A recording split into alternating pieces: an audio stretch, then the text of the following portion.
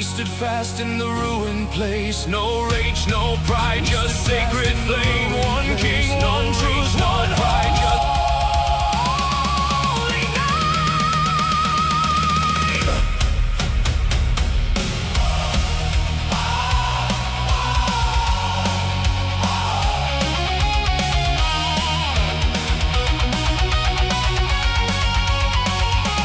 banner of Christ, we ride. Banner of Christ, we rise. Chains will shatter, crowds will die. Banner of Christ, we ride. Banner of Christ, we rise. Heaven calls, and so do I. Banner of Christ,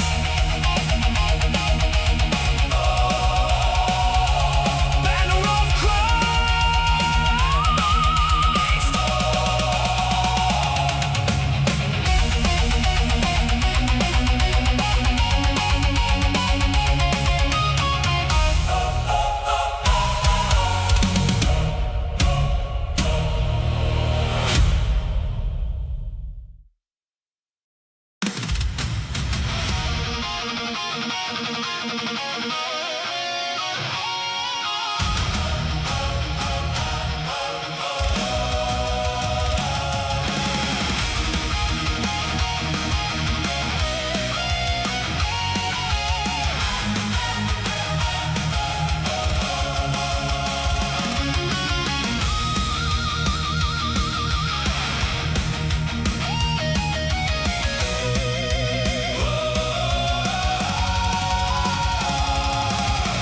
In the glow of the black glass sea, they chained our names to their machine.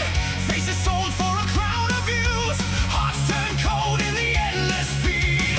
But we rode from the ash and cold with iron faith and a burning oath. Steel boots pounding the day to blaze. We broke their feet with a holy flame. Raise the cross, raise it high.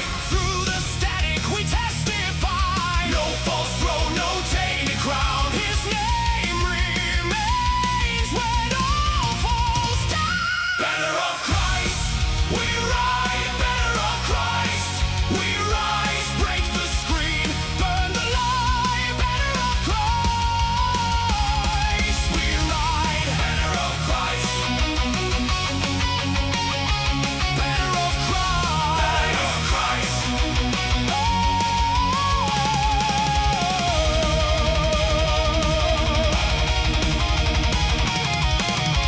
They sold envy and silver chains, fed on applause like pouring rain. Every wound made a smaller cage, every click threw a prayer away. So we marched through the mirrored gates, with our swords made of truth and grace. And the draped white cloth on the spear made the hidden tyrants disappear.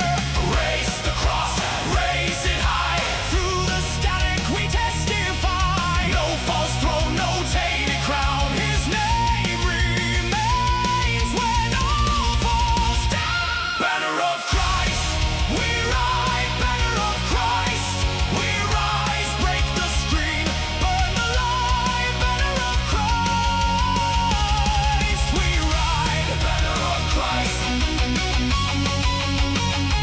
banner of Christ.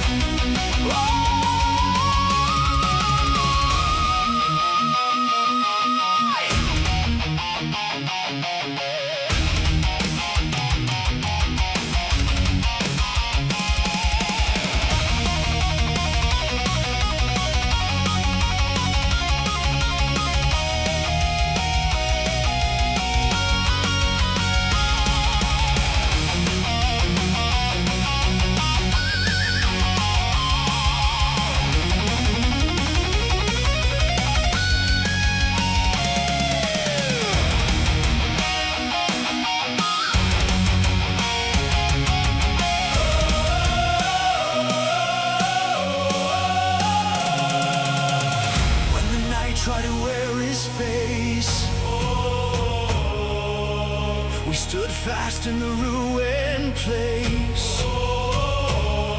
No rage, Yeah, so Trump saw the clip. I'm not. just sacred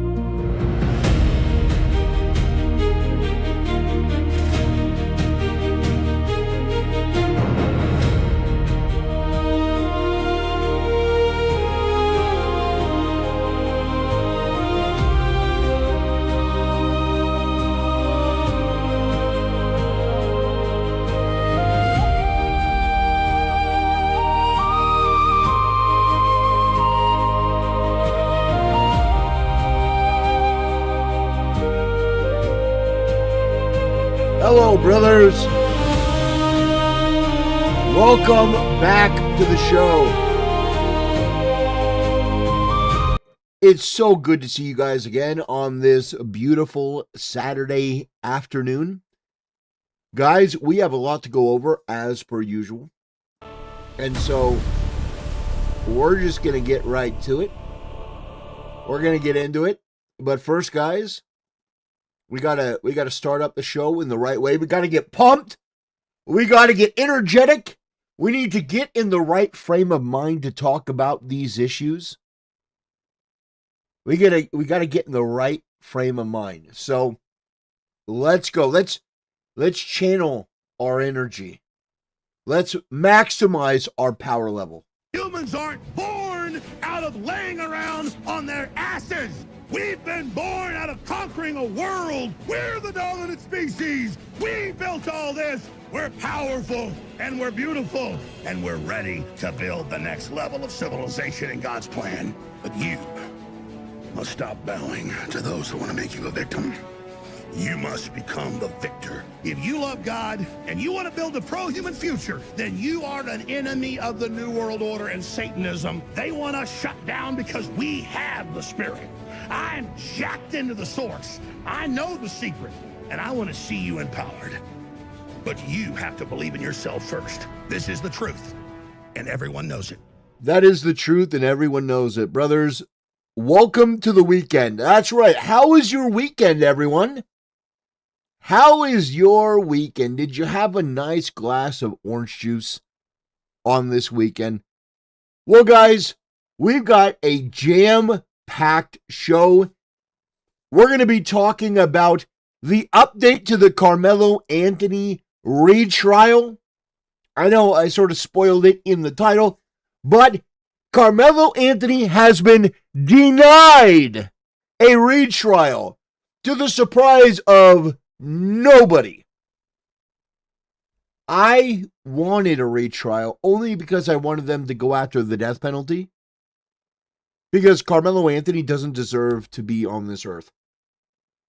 He is an animal. He killed that kid in cold blood, and he was bragging about it.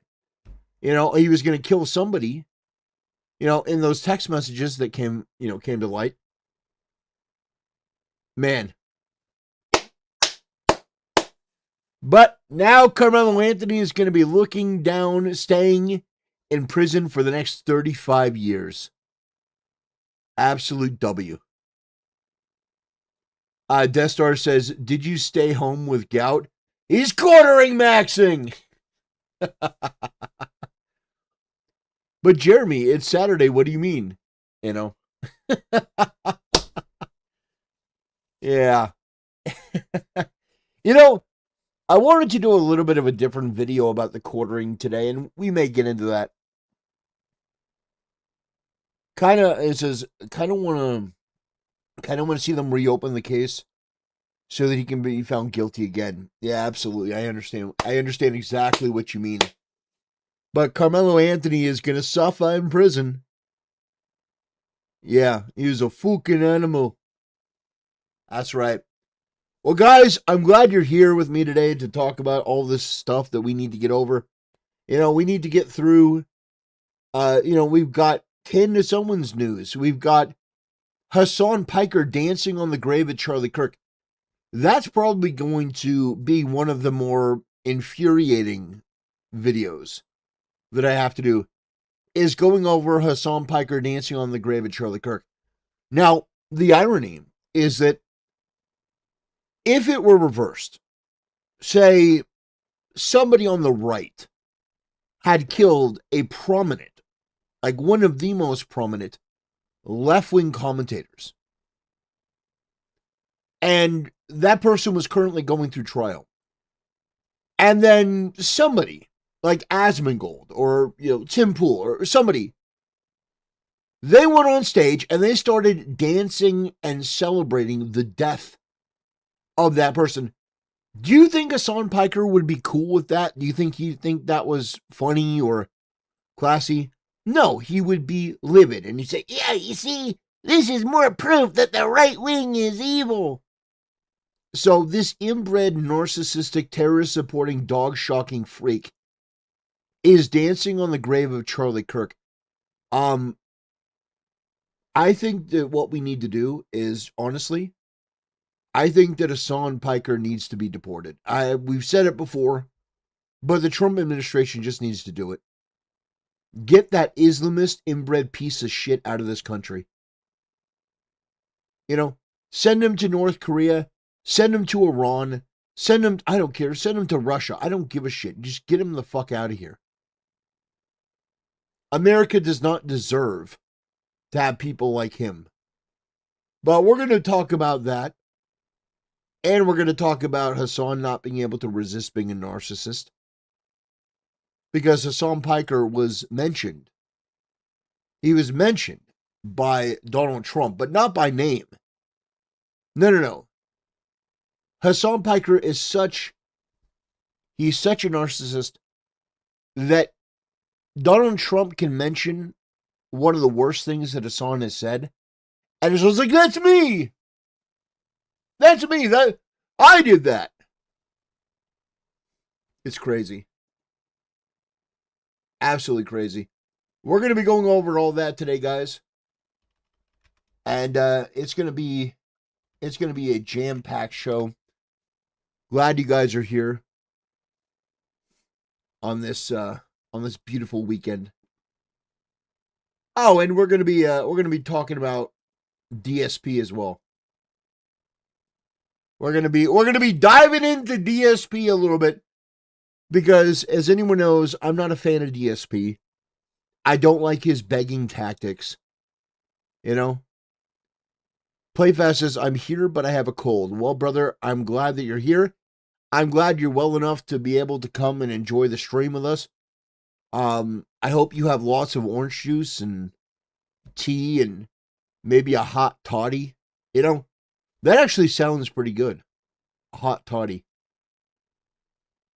I don't know if you guys know what a hot toddy is, but, you know, it's a beautiful thing. Beautiful thing.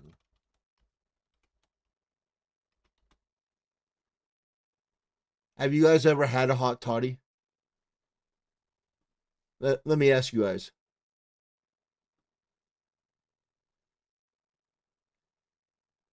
You guys know what do you guys know what a hot toddy is? Never had one, no idea. Okay, so a hot toddy, and it's one of my favorite drinks to have when I'm sick. It's a combination. You have hot tea, you mix in lemon juice, you mix in honey, and then you add in some whiskey. I mean, you could add rum or brandy if you had to, but usually it's whiskey. And it's fantastic. A hot toddy when you're sick, and it just makes you feel better. Hot tea, honey, lemon, and then you add in some brandy. Very nice. And just, I'm telling you what, you know, you talk about them herbal remedies. Yeah, that is, you know, I don't drink, I'm underage. Well, good, you shouldn't. Then you shouldn't drink.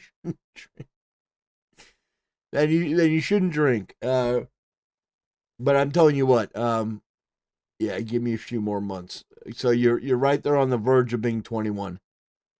Yeah. But listen, you know, when you're sick like that, that's my go-to is having a hot toddy. So you're just getting drunk. No, the point is not to have a copious amount of alcohol. You're not getting plastered off of it. You just have, you know, you don't even have to put in an entire shot. You just put in some whiskey. It just takes the edge off. You know? Yeah. Oh, he says, I'll have that without the alcohol. Yeah, that's fun too. You know? Just, yeah, that's fine. Tea, you know, tea, lemon, and honey. That's right. Templars corrupting the youth. No, that is healing. That is healing. If you've never had a hot toddy before when you're sick, you have no idea what you're missing. You know, it's one of those things that just when you feel like crap, you have a little bit, and it's great. But you can see that Shield is oozing with the commentary today. Just oozing with the commentary. Like human pustules. Human zits.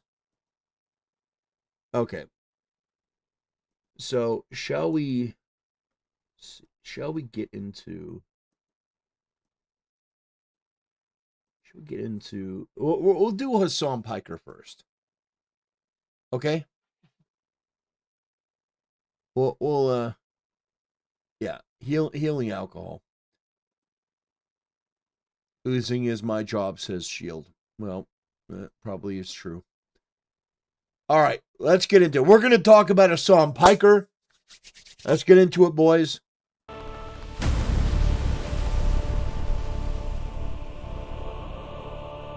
Brothers, Hasan Piker is one of the most odious, disgusting, dishonest, disingenuous scumbags I've ever seen on the internet. He is an inbred terrorist supporter. He's a dog shocker. He is somebody that is a sex pest. He's also a cuck. And by the way, everything that I say about Hasan, unlike what he says about other people, is backed up by video evidence. Things that he said, things that he's done. It is provable. I'll give you an example.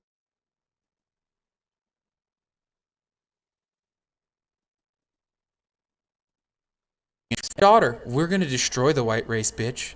That's what we're here to do. Okay. A little bit of a video lag, but here we go. Like doing one good thing, which is that like if you have these millionaire, billionaire, WASP fail sons, at least taking them out of other colleges so they can only do date rape to other billionaire, millionaire failed daughters is like in some respects, you know, from a utilitarian perspective, of course, a little bit better. You know what I mean? Like taking these guys and putting them in a pen with one another is ultimately getting them away from the broader society. Yeah, Hasan advocates for rape, as you see there, if you're white Anglo-Saxon Protestant. Hasan has called the U.S. military cattle to be shot at by Iran. Basically, this guy is one of the most evil, disgusting, subhuman, detritus pieces of garbage. And in any other period of time, this guy would already have been dealt with in the way that we should be dealing with him today, which is deportation. But we're not going to be deporting Hasan, unfortunately. At least not for the foreseeable future. But what I will say is I will vote for any political candidate that runs on a platform of deporting people like Hasan Piker. Now, the reason why we're talking about this loathsome cur is because this guy decided to go out there and grave dance on Charlie Kirk. That's right. This guy is out there singing and celebrating the brutal assassination of Charlie Kirk. Now, we're going to be taking a look at that, but I would just want to, I want to play devil's advocate. I want to, well, actually, no, we're going to, we'll do that. We'll do that over. We have the issue with the audio and the video. So I'll do that over. I'll do a redo. I mean, we had too many errors, too many issues, and we don't like errors. We don't like errors. We don't like mistakes. So we're gonna do it again. Okay. Round the top. Here we go. I appreciate your guys' indulgence. That's part of what you get on the streaming side of things. You get the whole picture: the fuck ups, the errors, the mistakes, the redos, the reduxes, the remixes. That's part of the quote unquote charm. But yeah, we're gonna get this right. That's what we do.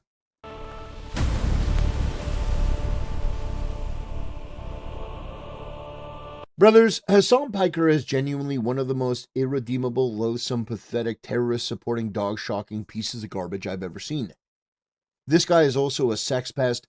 He said things like, American troops are cattle to be shot by Iran, And by the way, everything that I've ever said about Hasan or will ever say about Hasan is based on evidence and facts and things that he said. There are clips that are out there, I'll show you a couple of them, that really just sort of solidify everything that I'm saying is true. Conversely, when Hasan talks about somebody, he has no evidence.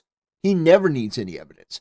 He just basically just says it and expects his audience to go along with it. But that's not how we operate. We operate at a higher level. Maybe it's because we're not inbred, and maybe it's because we're not terrorist supporters, but whatever the case is, we require a little bit of proof. And so I want to show that to you today. We're going to keep bringing in immigrants into this country on purpose, just so they can fuck your sister, and then maybe even your daughter. We're going to destroy the white race, bitch. That's what we're here to do. One good thing, which is that, like, if you have these millionaire, billionaire, WASP fail sons, at least taking them out of other colleges so they can only do date rape to other billionaire, millionaire failed daughters is, like, in some respects, you know, from a utilitarian perspective, of course, a little bit better. You know what I mean? Like, taking these guys and putting them in a pen with one another. You literally need to be in jail. You need to be in prison for the rest of your fucking life. Maybe society. Even fucking shot against the wall. I'm sick and tired of motherfuckers who go, yeah, developing nations deserve to be in the position that they're in because, sorry. No, seriously, fucking capital punishment. This guy abuses his dog. He treats his own mother like shit. That clip of him telling, his entire audience that he treats his mom like he has to control everything that she says and basically calls his mom his biggest op.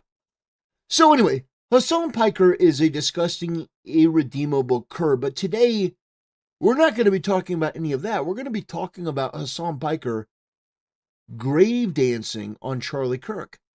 You see, Charlie Kirk was assassinated almost over a year ago. It's basically, in September, I think it'll be a year. I think he died September 10th. So we're coming up. And so Hasan Piker decided this would be the perfect opportunity to dance on the grave of Charlie Kirk.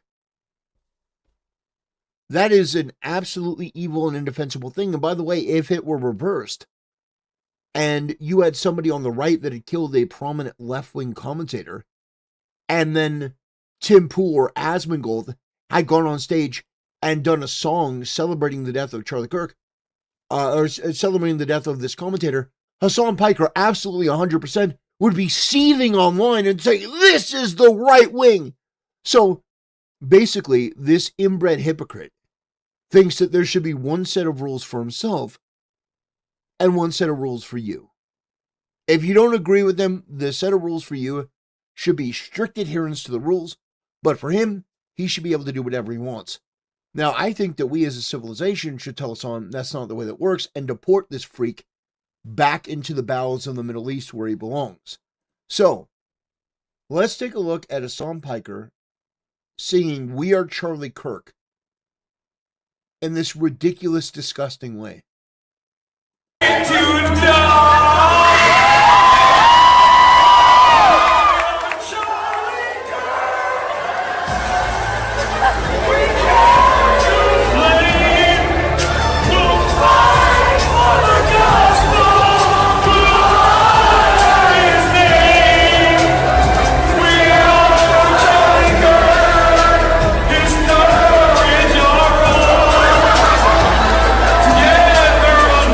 So these absolute subhuman animals are sitting there mocking and gloating at the death of Charlie Kirk.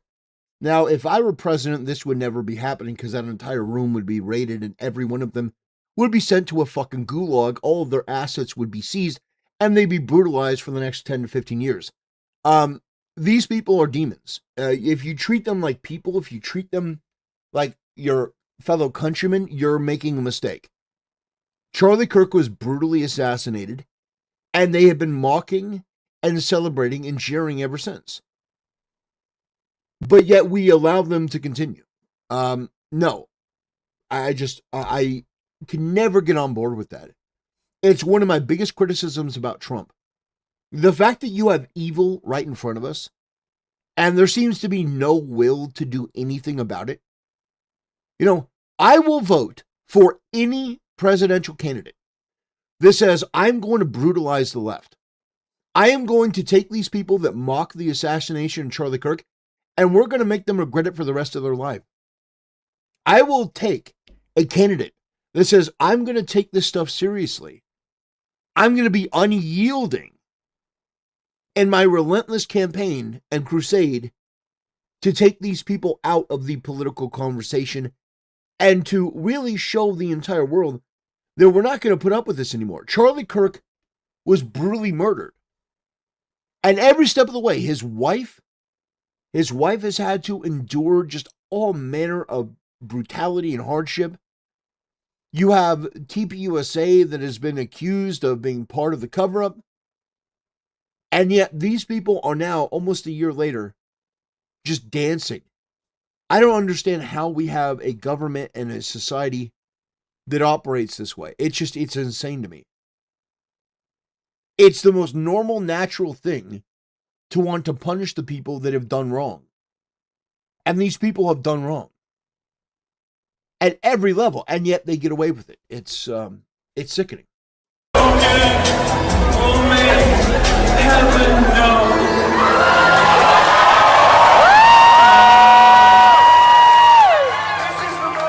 God, look at this fat chick here. Holy shit.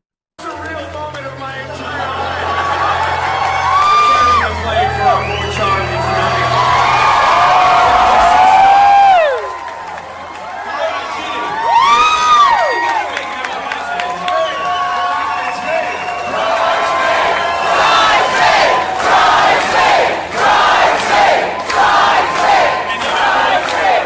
I'll sing it at the wedding too. Disgusting. Absolutely disgusting. Well, we're not stopping there, brothers. We're going to also be looking at Hasan Piker, again, being obsessed with his own image, being obsessed with any mention of him, positive or negative. And the thing that's so hilarious is Trump mentioned Hasan Piker, but he didn't mention him by name. And yet Hasan, like a bitch in heat, is like, oh my God, Trump mentioned me. Trump mentioned me. Yeah, so Donald Trump says, yeah, Hasan. He doesn't even mention Hasan. He says, yeah, this guy, this is America Deserved 9/11. Look at this. Look at how obsessed Hasan is. Oh my God, first Trump mention. She gave him a lot of money, and he recently campaigned with a communist fanatic who says that America deserved 9/11. We deserved it, right? We deserved all that death, destruction. In Texas, the Democrat nominee for Senate said he hates Christianity and that the 10 Commandments are a form of fascism. So he doesn't even mention Hasan by name. But it sounds like he's talking about me. I'm the 9/11 guy. I'm the guy that said America deserves 9/11. Is that not the most pathetic thing you've ever seen? That he's so obsessed with somebody recognizing him that he will actually go out there. Guys, I was the guy that said America deserved 9/11. Trump mentioned me. Didn't even mention him by name. But that is how desperate Hasan is to be relevant and be in the limelight. That he's got to be like, I'm the dog shocker guy. I'm the inbred narcissist guy. It's me. I'm the terrorist supporter. Like, he's got to take credit for these labels. Because, no one's going to mention Hasan's name because he's not relevant enough. But, the fact is, Trump mentioned something that Hasan did in relation to going after Abdul Saeed. But Hasan just couldn't resist. Anyway, we're going to be taking a look.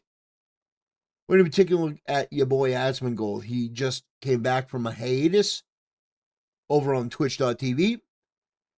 And so we're going to be taking a look. Surprised. I'm really not. So Hasan decided to go out and sing We Are Charlie Kirk at the Fear and Live tour. This obviously was so cringe it's gone viral. Unafraid to die. I mean, I'm glad that Asmongold is covering this. I really am. More people need to be aware of what a subhuman demon Hasan Piker really is. I've got to watch this for a whole minute. Man, the saddest part, Charlie Kirk would have borne this piece of shit if he got shot. Yeah, definitely. Hasan Piker, as he marks his ass. Yeah, I'm just gonna say, if Hasan Piker gets shot, I'm not mourning him. I'm not. I'm absolutely not. I don't wish it. I'm not encouraging it, but I'm not gonna mourn. This guy is evil. This guy is abject fucking evil. Yeah, I know. Castigate me if you want. But if someone takes a shot, I'm not condemning it. I don't want it to happen. I'm not advocating it happen. But I'm absolutely not going to mourn this guy. Charlie Kirk was a decent man. And Charlie Kirk, even though I had disagreements with Charlie Kirk, I had vehement disagreements. I didn't think that Charlie Kirk should be having LGBTQ people going up on stage. But he did. The fact is, that Hasan and that entire room of people, they are glad that Charlie's gone. And that should tell you everything you need to know about how you deal with these people. You deal with them with a boot. You don't deal with them with an outstretched hand. They tried that. They killed the guy that was outstretching the hand. Now you deal with them with a boot. And unfortunately, that's not going to happen. It's not going to happen anytime soon. But I'm just saying, if you're a candidate running for office, if you're looking to become president, one of the ways that you could secure my vote is you say, we will brutalize these people. We will make sure their life is miserable. We will seize their assets. We will declare them to be enemies of the state. We will classify them as traitors. We will prosecute them. We will persecute them. We will oppress them. They will not live another day of their life in peace. And even if we lose a lawsuit, we'll sue them again. And we'll sue them again. And we'll sue them again. We'll deport some of them. We'll deport them, who knows where, Antarctica. I don't give a shit. But if you are that candidate, I will vote for you. I will vote for that guy. Because these people are enemies of the United States. Definition of Charlie Kirk. He's not mocking it, he's supporting it. And this is him doing it again, too, by the way. Jesus Christ. Oh, yeah. This is him crashing out over me watching a clip that went giga-viral of somebody showing a picture of a dog next to him in real life. Unspoken rule among content creators in general. We don't highlight this sort of stuff, and we instantly criticize this sort of stuff because we all know what goes around comes around. The difference between myself and Asmongold is that if someone were to approach Asmongold like that, I wouldn't be celebrating it. Yeah, you would. I wouldn't be celebrating it. No, you'd just be dancing with it. Yeah, I wouldn't be celebrating it. But if he hears my words, I think he'll understand man to man. What goes around comes around, Asmongold. This is him obviously trying to like make some kind of veiled threat that's really very thinly veiled. By the way, keep this in mind. This is all over a person showing a picture of a dog. You literally need to be in jail. You need to be in prison for the rest of your fucking life. Maybe even oh man, he got the clip. That's fantastic. Shot against the wall. I'm sick and tired of motherfuckers who go, yeah, developing nations deserve to be in the position that they're in. No, seriously. I'm the one that gets suspended. Can you believe that? He loves the goal of impoverishing the white middle class. Mandami's aide, his top aide, Sia Weaver, said if you don't believe in the government's sacred right to seize property, it's over. And impoverish the white middle class. Beast mode. I love her so much. Can you imagine? We want to make all the black people poor again. And I'm like, oh, beast mode, bro, true. Just aggro the Eye of Sauron. Wait, what is this? She gave him a lot of money, and he recently campaigned with a communist fanatic who says that America deserved 9/11. We deserved it. Deport We him! deserved all that death, destruction. Hasan Piker's making a big demand that the Democrats defend me. Please defend me. I hope the Democrats do defend Hasan. At some point, I know you don't want to do this, defend me. The funniest thing, you can see that he reframed his camera angle to not show the newspaper article of the day after 9/11. And instead, you have a teddy bear. Dan Saltman and Decoy confirmed the Google results when you search who shocks dogs. There's no way. There's no way.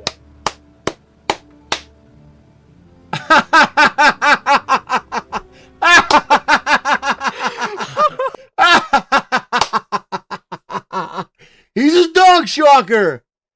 Oh my gosh. That is his legacy. That is Hasan Piker's legacy. He is the dog shocker. I am the one who shocks. Oh gosh. That's fantastic. But yeah, I stand by what I said. I don't call for Hasan Piker to be killed. I don't advocate for it. I wouldn't celebrate it, but I wouldn't condemn it. I wouldn't rush out there and be like, oh my gosh. No, because he's an evil piece of shit. He's a subhuman demon. He's somebody that just embodies the worst of humanity. And so, yeah, I look at him mocking Charlie Kirk's death. And you want me to run out there and if something were to happen to him to condemn it? Nah. Now, those days are done. Charlie Kirk was really the best of us. I had disagreements with him vehemently, like I mentioned.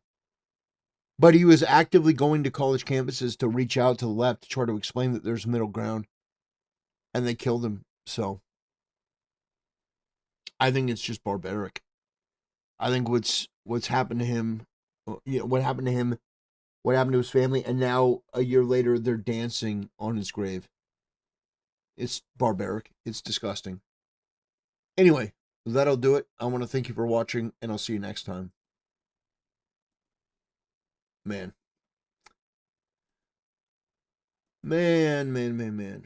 That's tough. That is tough. Okay. Let's see. So...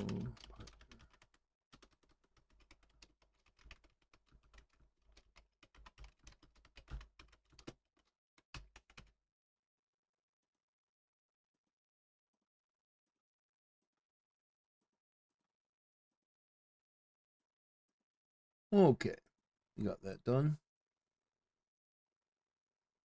You got that finished. Yeah, Charlie was very milquetoast right, but he still crushed the leftists. Yeah, he would, but just by talking to them. Even in his own way, he was a good guy. I mean, he's a very good guy.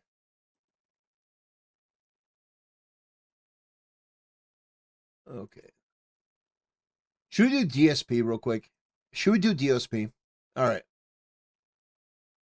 Let's talk about DSP for a second. Okay. Let me go on a little bit of a rant. Let's take a look at this. We got this from we got DSP Historical Society coming out with a we got the Pig King himself. And this is what DSP had to say. And I hate every bit of this. I want you to take your $2, okay? And I want you to look at it because you sent it to me and I'm keeping it now, okay? And I want you to realize that you're a fucking idiot. Really, just understand this. You're dumb. Thanks for $2. You know what the sad fact is? Here's the sad fact. No one in society has ever told these people this before. You want to know what they were told their whole lives? Oh, it's okay. You're smart. You're a special snowflake. It's all right that you have absolutely no intelligence and you bumble through life with everyone doing everything for you. Like, do you think this guy earned the $2 he sent me? No, he can't. He probably can't hold a job or anything. So it's probably like his parents' money or government money or something. And he's sending it to me. The guy has no competence in his brain. Phil, no! Phil, no! Phil, no! Oh my gosh. Phil, that is one of the biggest projections I've ever seen. Phil, no! Oh my gosh. So, Phil is chastising somebody that sent him a $2 donation, saying, you didn't get that. That's from your mom. Phil, you are incapable of holding down a job other than content creation. You cannot hold down another job. You would be on government assistance if not for your, quote unquote career online. You're roasting somebody who gave you money, but it wasn't enough money. Listen, you should be grateful You know, everyone has detractors, everyone has critics. But at least your detractors are willing to give you money. Some of the detractors in my chat, they're all freeloaders. Some of the people that are critics in my chat, they don't give me shit. You should be grateful, Phil. You should be grateful. But the fact is, Phil, that for you, nothing will ever be enough. Because for you, it's not really about money. You like money, but you spend it. You don't value it. You don't put it towards your future.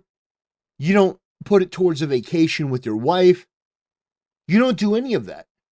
You waste it on frivolous garbage that you don't care about because you care about nothing. You are a soulless husk of a man. You know? And I just got to say, it's so unbelievably pathetic to watch you operate. Because you're ungrateful for everything. You have a job that people would, they would envy. But they don't envy you. And the reason they don't envy you is because you're miserable. You're beyond a lolcow. You're something else altogether. I don't even think the word lolcow properly describes somebody like Phil. I don't. I think there is a level beyond. You know, I have ascended. Phil, what I will tell you is this.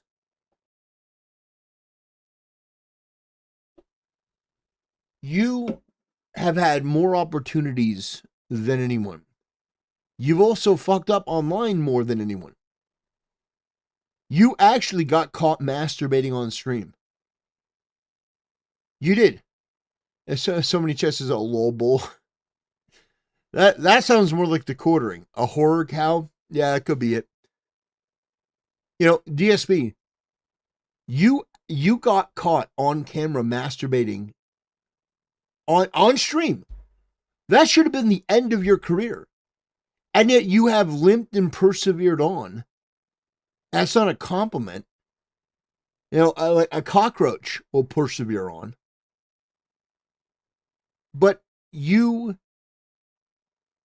don't think that you are in a position, like, you think that your position, you think that your status is so far above where it actually is that part of me does wonder if you're just delusional, like if there's something wrong mentally, but the fact is, I just think you're delusional. And I mean, for me, a $2 donation is a $2 donation. That's $2. That's $2 that somebody had that they gave to you for whatever reason. For whatever reason, they decided that they were going to give that to you. And you don't appreciate it. You're not grateful for it. There's no gratitude. And people who are regulars in my chat, people that have donated, people that have not donated, they all know my position on donations. They all know my position on donations, and they know my mentality. I wouldn't even have to say it. In fact, in chat, I'd like people to type out, what is my position on donations? What is my mentality when it comes to donations? Let's see if the chat can, let's see if somebody can accurately figure this out. Now, let's see if somebody can verbalize it. What is my position when it comes to donations? Like, what's my mentality?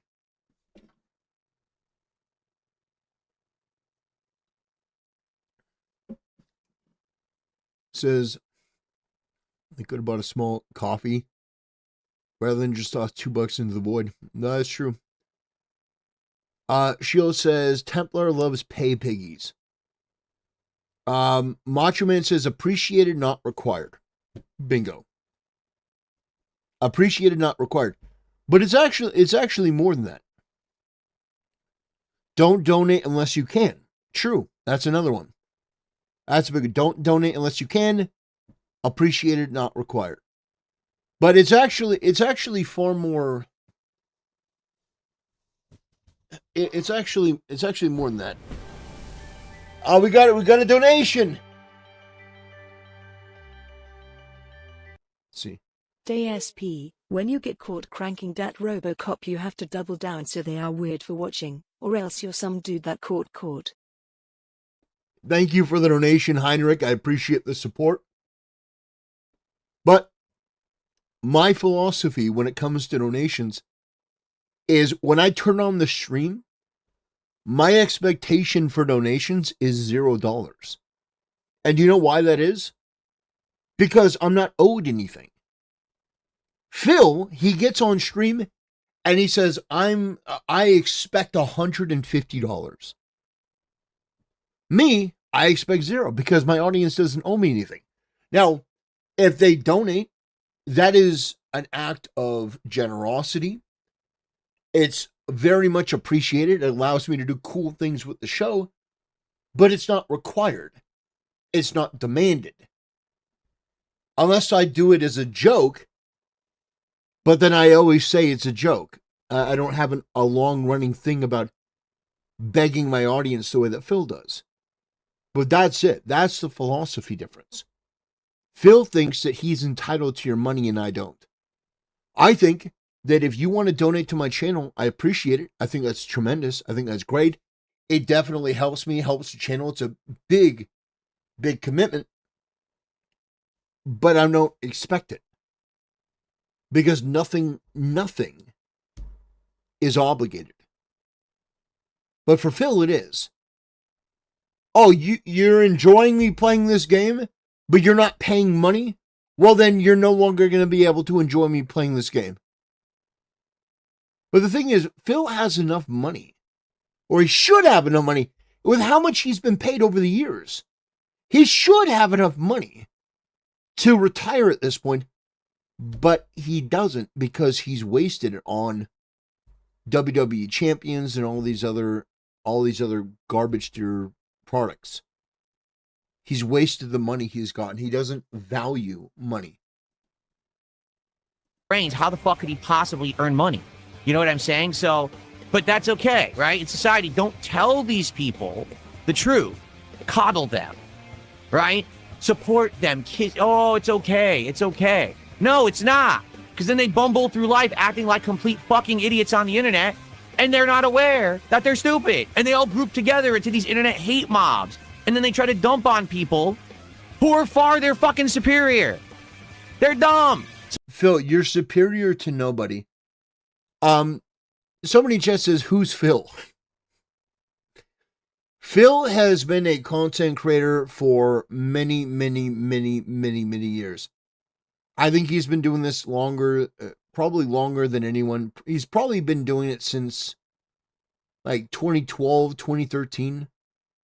Been doing this a long time, Phil has.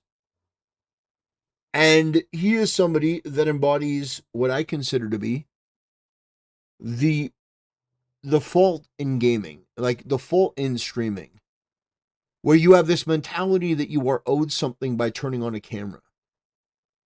He is, people call him the Pig King. How late am I? This dumbass went bankrupt playing mobile games while begging online.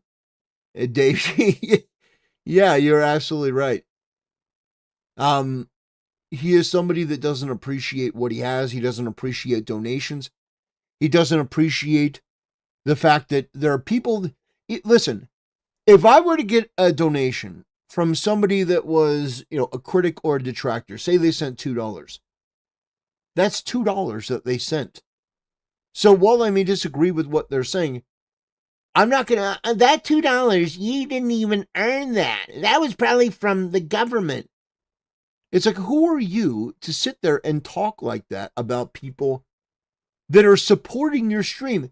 And by the way, if somebody sends a donation, they can say what they want. As long as it's within the terms of service, they can say what they want. The idea that I don't understand Phil. I don't get him. And that's probably why I don't like him as much as I do. Now, there are people that dislike Phil more than I do. But I look at Phil and there's something that I understand as to why he has the detractors that he has. Because there's something about Phil that just makes you want to take him down a peg. So, I saw this clip. I wanted to talk about it because it's frustrating. And shout out to people like DSP Historical Society. Shout out to them for, continuing to provide, up to date, clips and info and entertainment about Phil. I think that's great. This guy's doing he's doing a pretty good service when it comes to Phil. Straight from the new Mike Klum EDP documentary. To have sex with a 13-year-old. I mean, the reason why I wanted to have sex with a 13-year-old is already. Oh man, that was a brutal. Jade and King Michael and a few those who did, like, I know Jade and King Michael and a few others were very nice and were enjoying, thank you. But literally everyone else in my chat is toxic, yelling at me for not playing the game multiplayer, despite the fact it has single-player content. And if I start playing multiplayer, no one will ever want to see the single-player content.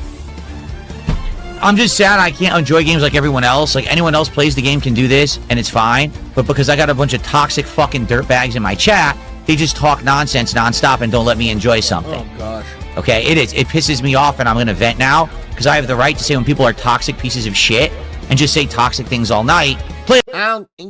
Guys, what? You asked for this. Oh, I just do a positive chill stream. Guys, oh man. All right. We'll move on from Phil. All right, we'll move on from Phil. That's fine. I understand. Says this would be Templar if the chat was full of me. No, I can make fun of you better than Phil. But let's see. Let's go to the Carmelo Anthony. We'll do the Carmelo Anthony stuff. Okay, let me see. Where is?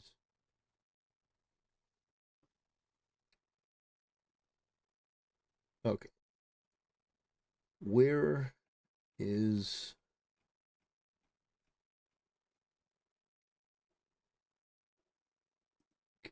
Let me switch. I'm having postpartum depression from Phil. Oh man, yeah, he's postpartum depression from Phil.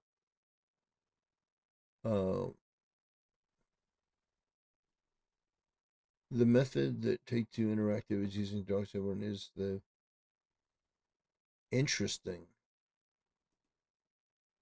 indeed. Okay. Let me take a look at. Okay. All right. We'll take a look at this.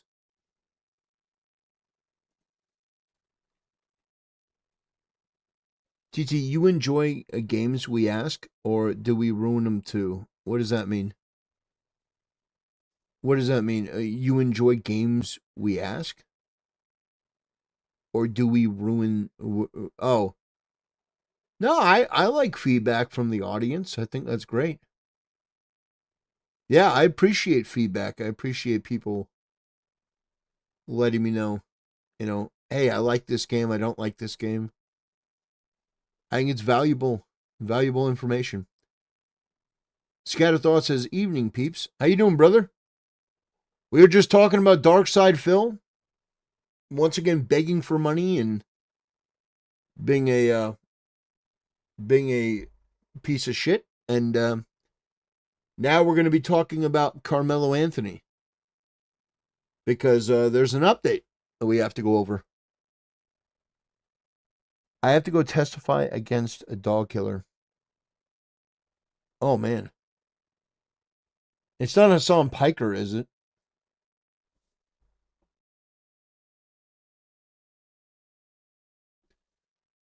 All right, we're gonna be talking about Carmelo Anthony, and we're gonna be I'm just going to be letting you guys know it's, you know, it's not going to be pretty because Carmelo Anthony and the people,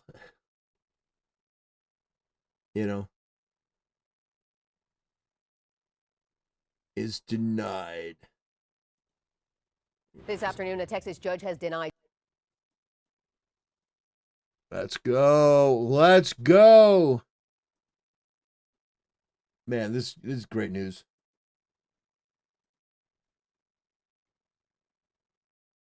Okay, give me 1 second.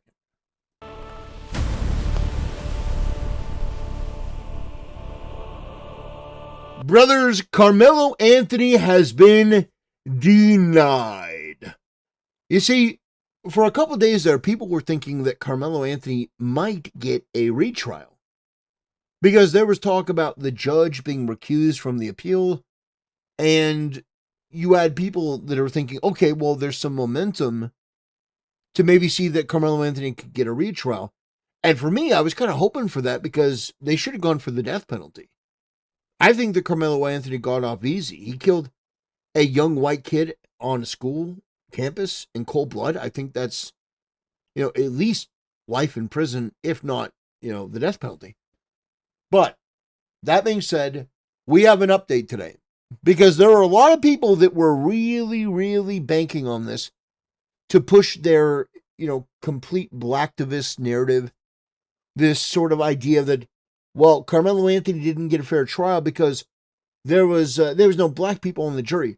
Well, do you want to know why there were no black people on the jury? Do you want to know why there were no black people on the jury? Because the black people that they interviewed to be on the jury were so racist that they couldn't imagine themselves voting to put a black person behind bars, a young black man. So they were disqualified. They disqualified themselves. Yeah, their racism and their bigotry and their inability to be part of our civil society is ultimately what precluded them from being on the jury. Which, by the way, was the right thing to do. But let's take a look at this. We got Carmelo Anthony being denied, and that's good news. It's a good day. Welcome back into Live Now from Fox. I'm your host, Anna Marsick. We do have some breaking news to bring you as Carmelo Anthony has lost his bid for a new trial. This post coming from Fox News just moments ago, breaking: a judge denies motion for a new trial for Carmelo Anthony. And we also have this coming from Fox News, breaking it all down as a Texas judge denied Carmelo Anthony a new trial on Saturday after his attorneys argued that courtroom restrictions, hearings held without Anthony present, and the handling of unwritten agreement between his former lawyers and prosecutors violated his rights. You can see this post on your screen coming from Fox News. Just in, Carmelo Anthony loses his bid for a new trial, keeping his murder conviction and 35-year prison sentence in place. A Texas judge rejects the 19-year-old's challenge after 2 days of testimony over courtroom restrictions, hearings held without Anthony present, and a disputed unwritten agreement between his former lawyers and prosecutors. Anthony was convicted in June of stabbing and killing 17-year-old Austin Metcalf during an altercation at a Frisco track meet. His legal fight now moves forward on direct appeal. So to go more in depth on this, retired district judge Michael Chitty denied Anthony's request after reviewing that motion, court record, evidence and arguments, briefs, and relevant case law that was according to his order. Now, the order did not detail his reasoning for that decision, but that decision leaves Anthony's murder conviction and 35-year prison sentence in place. His challenge will continue on direct appeal. Chitty heard 2 days of testimony in McKinney, Texas, after the judge was removed the former judge was removed who presided over Anthony's murder trial, Judge John Roach, from the remaining trial court proceedings earlier this week. That judge had found that a reasonable outside observer could question whether Roach appeared impartial after he had publicly said that the jury got it right and defended several of his trial decisions. Now, at the center of the new trial hearing was an oral agreement between Anthony's original defense attorneys and prosecutors to keep potentially damaging character evidence involving both sides from reaching the jury. Former lead defense attorney Mike Howard had testified that he understood the agreement to allow Anthony to testify if he stayed focused on the confrontation under the tent at the Frisco track meet. On the final day of the trial, which was yesterday, prosecutors told the defense that the agreement would not apply if Anthony took to the stand and that the defense had opened the door to character evidence. Howard had said that dispute led to a heated break in the proceedings and made Anthony unwilling to testify. So once again, that latest breaking news coming in today is that Karmelo Anthony has lost his bid for a new trial. That was the big news in this case that we were still waiting to hear, and it looks like we do have our answer now. That's right. And so this is making the rounds and people are talking about it. The fact that Karmelo Anthony has been denied a sources retrial. to News Nation, Karmelo Anthony will not get a new trial, leaving his murder conviction in place in the death of Austin. More familiar, exactly what does this mean for us? Does this officially end the case, Mark, or is there more to learn? No. No.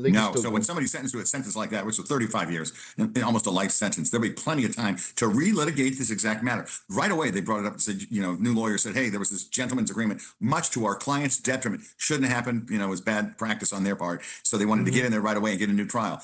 Look, it's been denied. He's going to go up on appeal. But while that's pending, they can continue to gather evidence, do some research, investigate, get more evidence about this gentleman's agreement, kind of look at the record, determine how it really prejudiced him, refile a motion. You can file a new trial motion on new evidence just about any time. So this is not. Yeah, but here's the problem.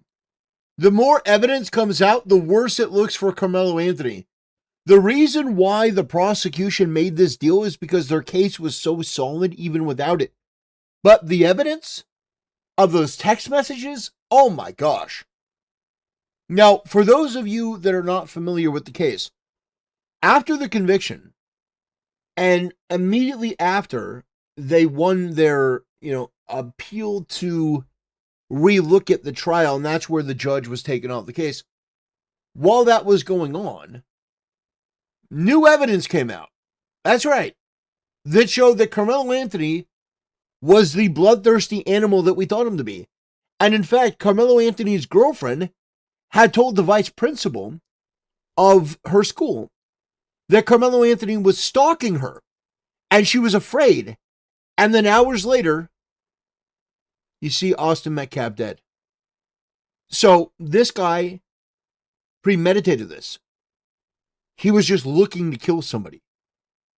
Now, he didn't care who it was, but he was looking to kill somebody. He was looking to end somebody's life. That's what the text messages show. It was brutal. It was barbaric. And this animal needs to spend the rest of his life in prison. The rest of his life in prison. If not buried underneath the prison. Not the end of this case. Not at all. Mark, and I guess that's the question. Those of us who have been watching it from the outside, I have to believe that people at home were like, what new information can be gleaned here? That it would seem that the defense and the prosecution both laid out everything that they had. What were the grounds that Karmelo was arguing? Well, before the trial started, they said, look, if Karmelo takes a stand, we've got some stuff which is going to embarrass him. We're going to try to impeach him and say, oh, yeah, you're such a great guy. Well, then what about these things you did just before the crime happened? It's going to, inflame tensions because we're really polarized in this case. At the same time, they said to the defense, we know you have evidence about the victims here, those, the victims and the bad stuff they've done beforehand. If we can both sides agree to keep this out, we can just talk about what happened that day. And they both thought that was the logical thing to do. It'd be better for the jury. It'd be better for the public. It'd be better for the trial. And it wouldn't influence the judge or even the jury and so forth and so on. So they cut that gentleman's agreement. I got to be honest with you, similar stuff like that happens, but if it's really that extensive of this gentleman's agreement and it wasn't litigated beforehand, like by pretrial motions, it's a little strange.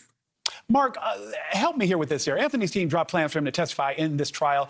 Do you think that hurt him? Is that something that they regret now? It's tough. Most defense attorneys, we don't put our client on the stand. And that's because it's going to come down whether the jury likes you or not. You can be doing a great job in your trial where you're attacking. You put your client on and it's over. If they don't like him, everything good you've done goes. Yeah, that's true. That is true. Away. So that's the problem. Mark Reichel, I want to thank you again for jumping in. Yeah. So the case is not over. I mean, they're still going to try to pull these, maneuvers out of their ass. But in terms of, is the case really over? Yeah, I'd say it is. I don't think they're going to be able to pull anything out. There's not going to be any rabbit out of the hat. This guy is obviously guilty. They got him on camera. They've got, the arrest where he says, I stabbed him, with tears in his eyes, so-called tough guy. Tears in his eyes. I didn't want to. Yes, you did. Yes, you did. You just bitched out at the end because You knew you were in trouble. So pathetic. But Karmelo Anthony is going to spend a very long time in prison. He's going to spend a very long time in prison. And we're glad for that. Now, we wish it would be more, but you know what? I'll take it. The fact that they're continuing this, what it tells me is that they're just bilking the family for more money. I mean, a case like this, you're going to go up there and argue, oh, this was unfair to my client. You know, sure, okay. But it wasn't. Your client killed somebody. There's video evidence. And honestly, from my point of view, at a certain point, it's cruelty to the family of the victim to allow all of these appeals and all of these different things to take place, because every time Karmelo Anthony gets brought up, they bring in the Austin Metcalf family. They have to deal with this all over again. I think that it should also include consideration to the family. And every step of the way, it's the family. The family has to deal with the brunt of this. You know, the racist black people, the hostile agitators. It's horrible.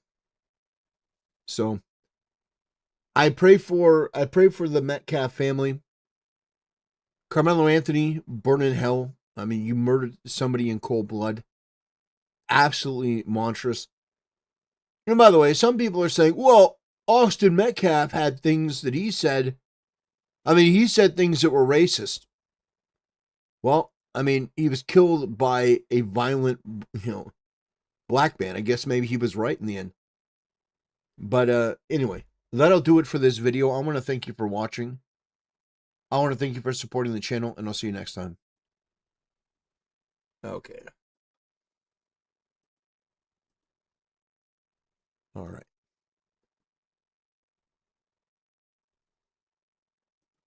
Let me upload that real quick. Karmelo Anthony denied a retrial.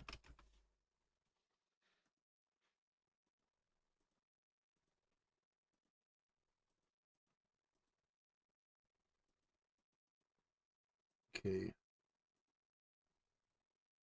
A true someone just as a true watermelon felon. That's pretty funny. Watermelon felon. Okay.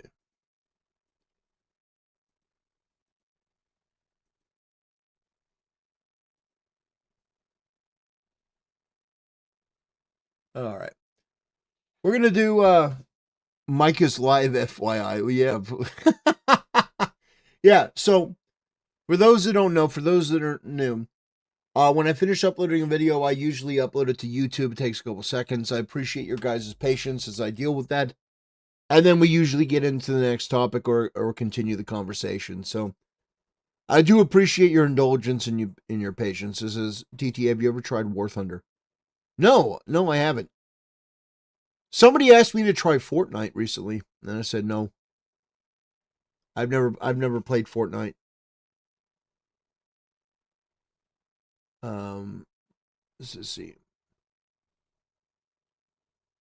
Let's see. Yeah, anyway. I want to watch this real quick. So is the stream over? You know the stream's not over.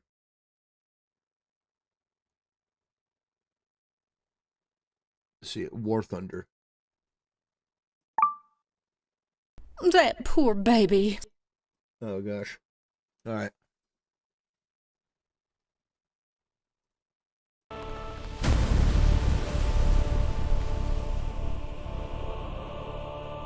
Brothers, the Lindsay Clancy situation has been one of the most just jaw-dropping and horrific situations to watch unfold, because you see a ridiculous amount of white women coming out to defend this woman that murdered her 3 kids in cold blood.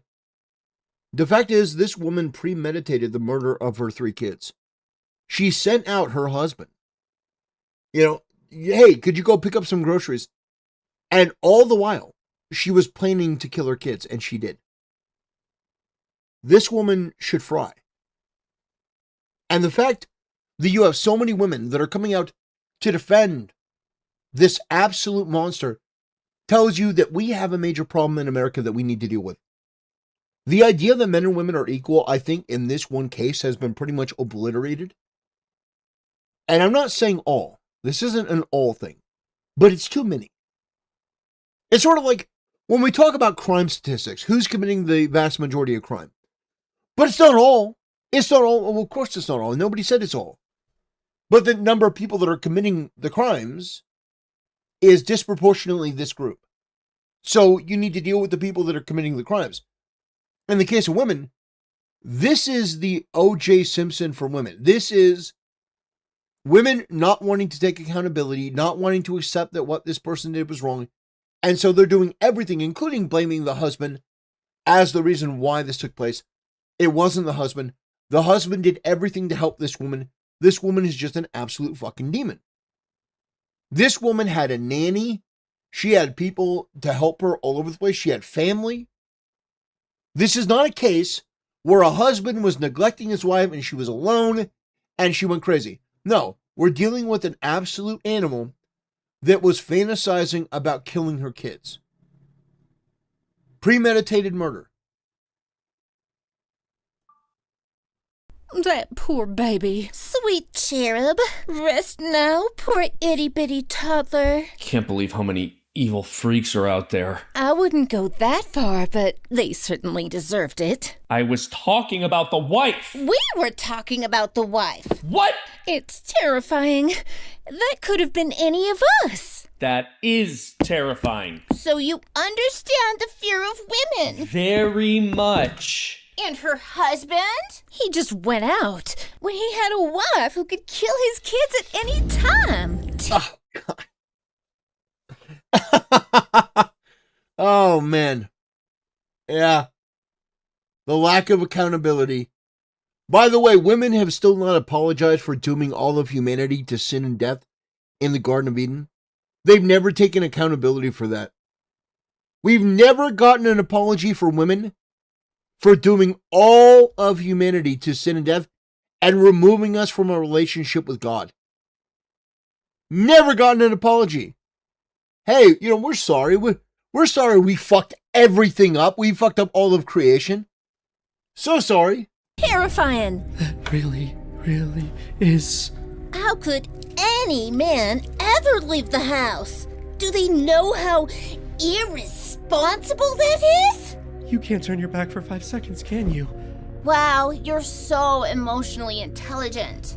But maybe, hear me out, maybe murdering children is bad. She was wearing that. She was pregnant. She doesn't have a skin. She didn't get a prenup. She's not crunchy. Did her husband's under 6 feet. Wait, you're right. Thank you. We know. I just can't believe someone so pretty could do something like that. She's a monster.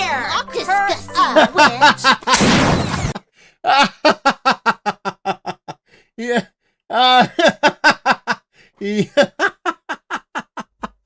Yes, sir. Yeah, I can't believe someone so pretty would do that. Here's the reality.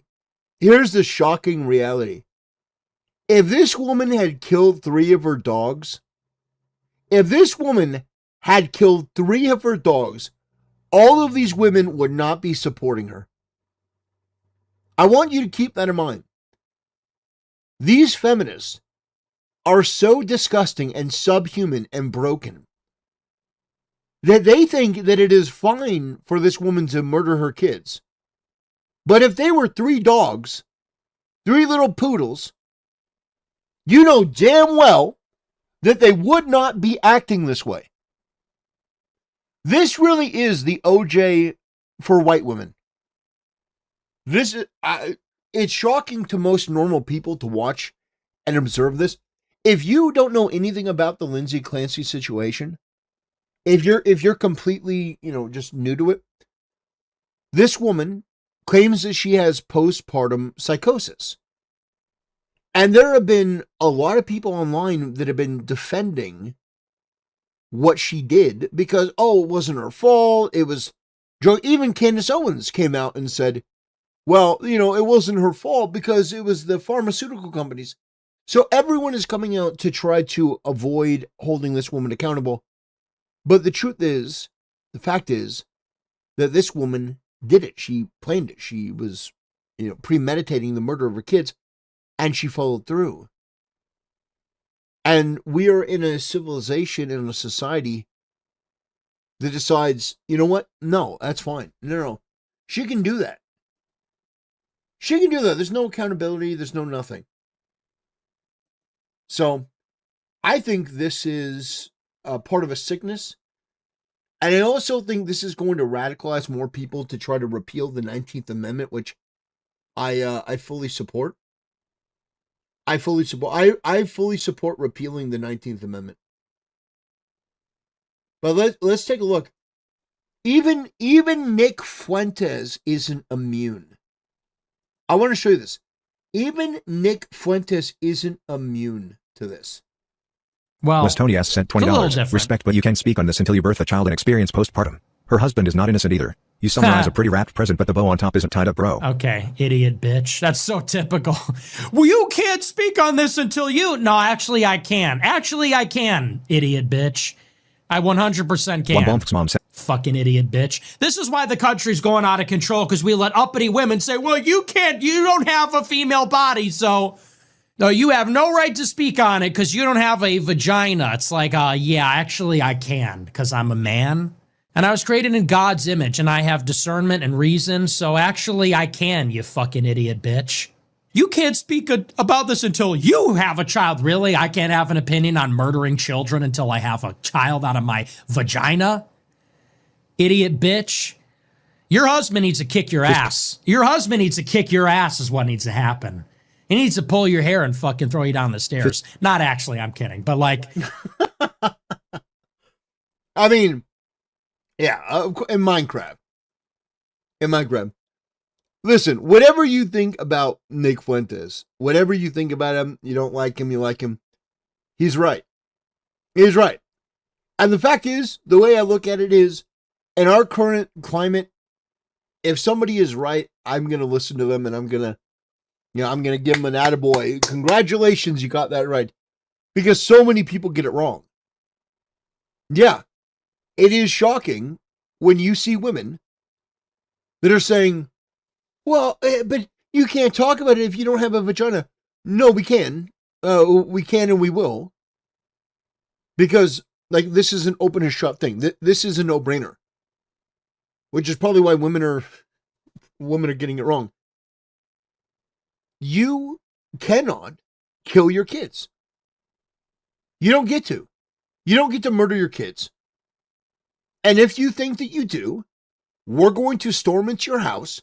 We're going to drag you out of your home by your hair. We're going to put you into a black van. We're going to seize all of your assets.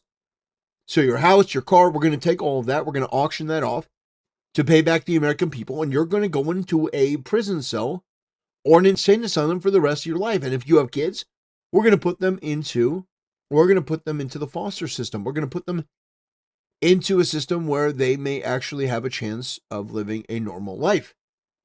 So that is what should be done. If you are somebody that is advocating for the murdering of children, then I think that's what should be done. By the way, I do want to play this real quick, okay? I do want to play this real quick.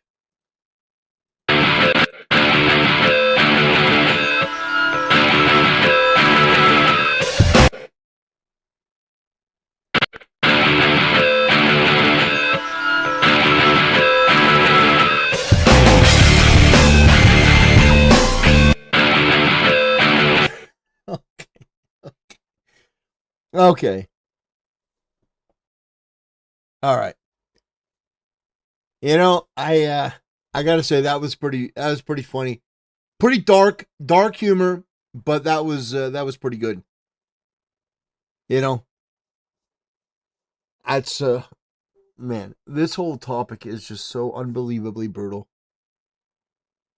And it's depressing. The more that you realize that a ton of women support this, it just makes you want to go.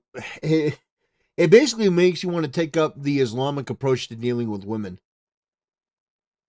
You know. But anyway, Christians have the right approach to dealing with women. They just don't enforce it. Anyway, I'm going to end things there. I want to thank you for watching, and I'll see you next time. Okay. So let's get that up online, and then we're going to move on to the next topic. I kind of want to do something different. Okay. Give me 1 second here. Let's see, Clancy.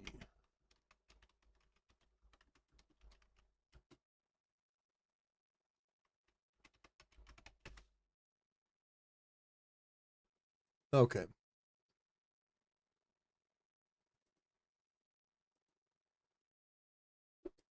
All right. So we're going to move on from that. Should we play some Helldivers? What do you guys think? You guys want to see me play some Helldivers and do poorly?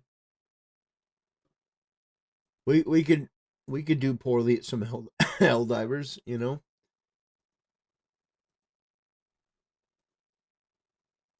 Let's see. What do you guys think? Let me know what you guys think in the comment section below.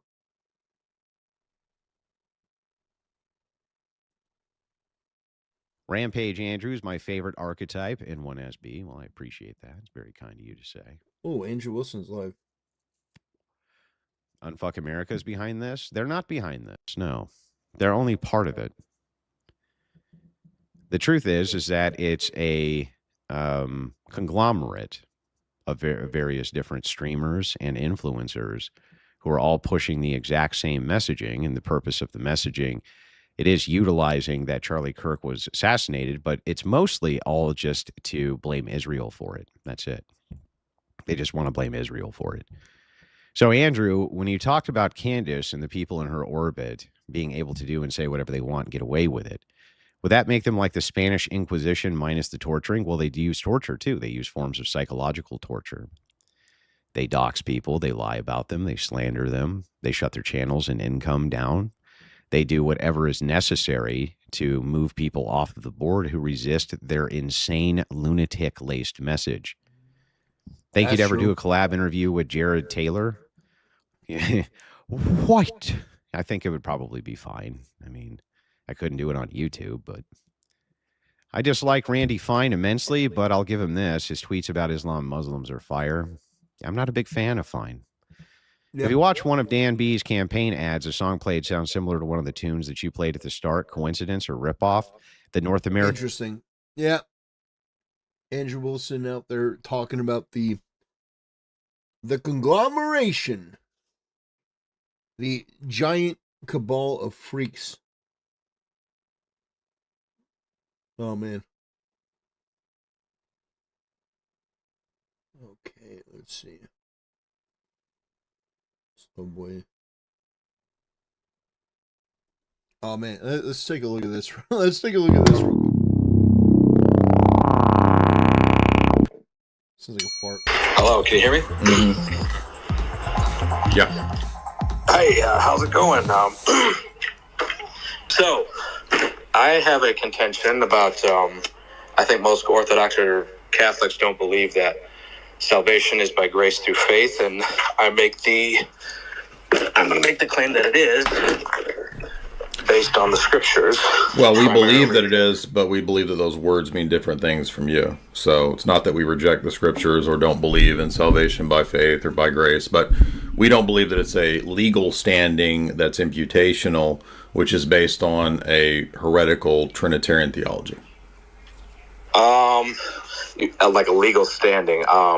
The word justified is a legal term, is it not? Yeah, but it's not a purely fictional, imputational legal standing. That's what I'm saying is impossible, because nobody in the ancient medieval world were nominalists, and you need nominalism to have that position. What do you mean by nominalists? Sorry. Right, so the reformers, like Luther, relied on medieval nominalists like Occam and Bile to figure out how it was possible for God to declare people to be a legal state that they weren't ontologically that thing.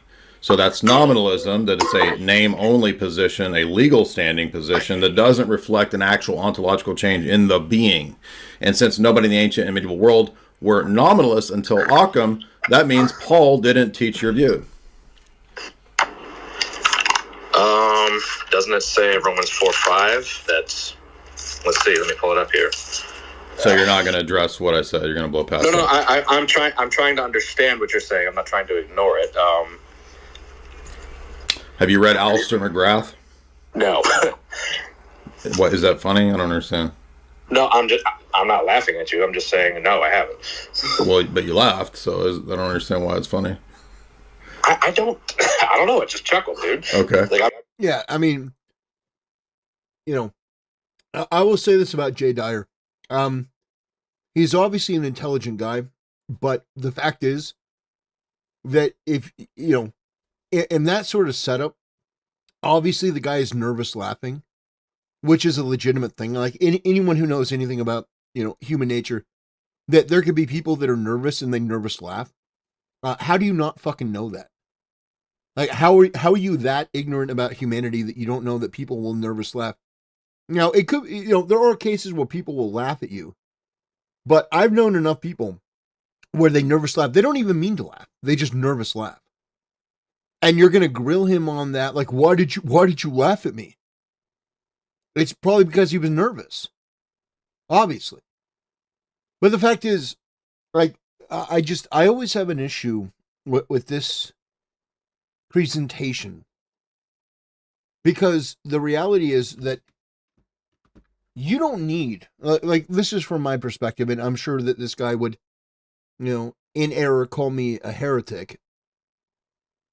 The reality is that if you live with Jesus Christ as your Lord and Savior, if you try your best to live in accordance with what Jesus prescribed for the world, if you basically take the mantle of saying, I believe in Jesus, and I believe in, you know, the world he wanted to create, and I, you know, accept him as my Lord and Savior, and his blood paid for my sins, you are saved. Like, the fact that they add layers to that, I think, it's just my opinion, but it diminishes the absolutely unbelievable power of Christ. I've seen some incredible people in my life. I've been blessed. God has blessed me in innumerable ways, but I've seen people that are not Catholic and are not, you know, not Orthodox, that live in closer harmony with God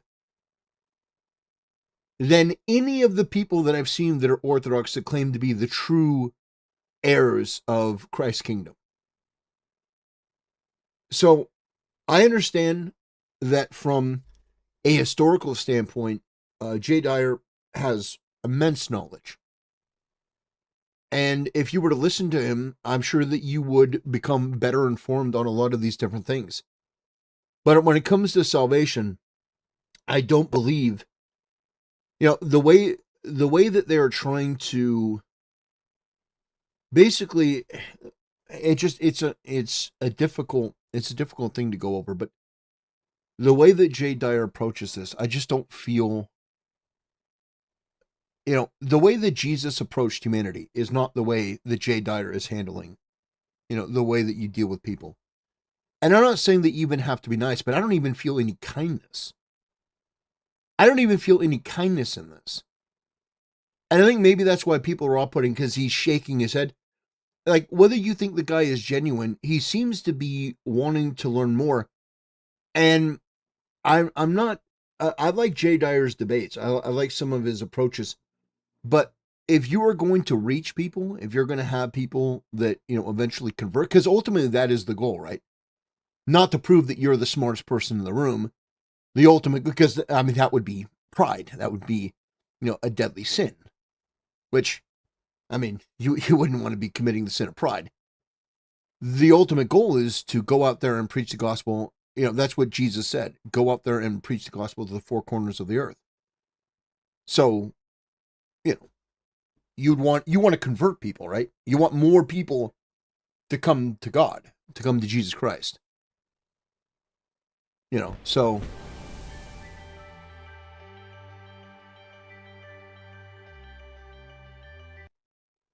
his argument is the scriptures say by grace, the ones where you let Luther remove 7 books from?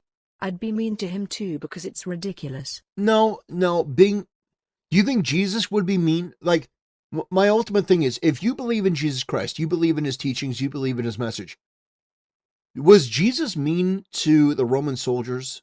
Was Jesus mean to the people that were, was he mean to the people that were there, even those that were persecuting them? No. Jesus, when the Roman soldiers said, okay, you gotta take our equipment and wear it for a mile, Jesus said, I'm gonna take this and we're gonna wear it for 2 miles. We're gonna help you by our own accord. So the idea that you would say, well, I disagree with this guy on the prescription for the church, so I'm going to be mean to him. I'm going to be mean to this guy. No, you should be trying to bring more people to the church, not chastising them or shaking their head. If somebody is coming to learn, like, the whole thing is Jesus was a teacher. Jesus was only mean to those who knew better. Yeah, the Pharisees. And Jesus wasn't even mean to the Pharisees. He just was firm. He called them a brood of vipers. Yeah, the money changers at the temple.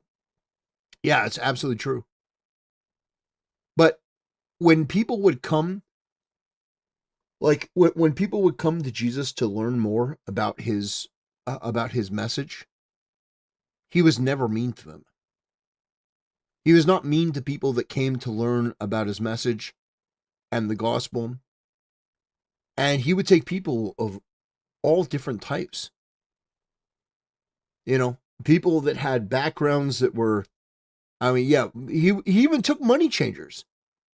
Jesus took all kinds. He took murderers, money changers, and he brought them into his circle and he said, you are going to be my disciples. So I think his message there is pretty clear, that you should be looking to reach out and bring people into your circle. Now, that guy is already most of the way there. He's a Protestant. He's somebody that already believes in Jesus Christ. So you already have a foundation there that you can build upon. Instead of alienating those people, you should be trying to bring those people in. Otherwise, you're not living in accordance with what Jesus wanted.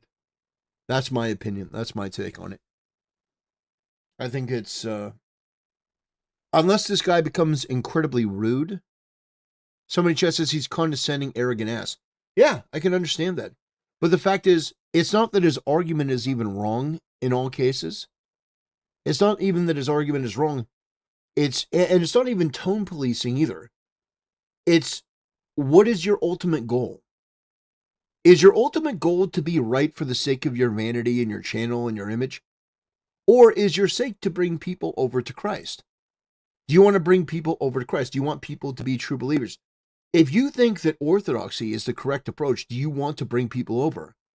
Well, I can tell you that the wrong way to do it is by being arrogant and having this, this facade that I'm better than you. That's never, and Jesus, of all people, would have every right to act that way, but he never did. So I think that the problem is that there are people that become too obsessed with the letter of something. Like, they have an interpretation of something and they become focused on that. But if you actually look at Jesus and what he did and what he preached and who he was,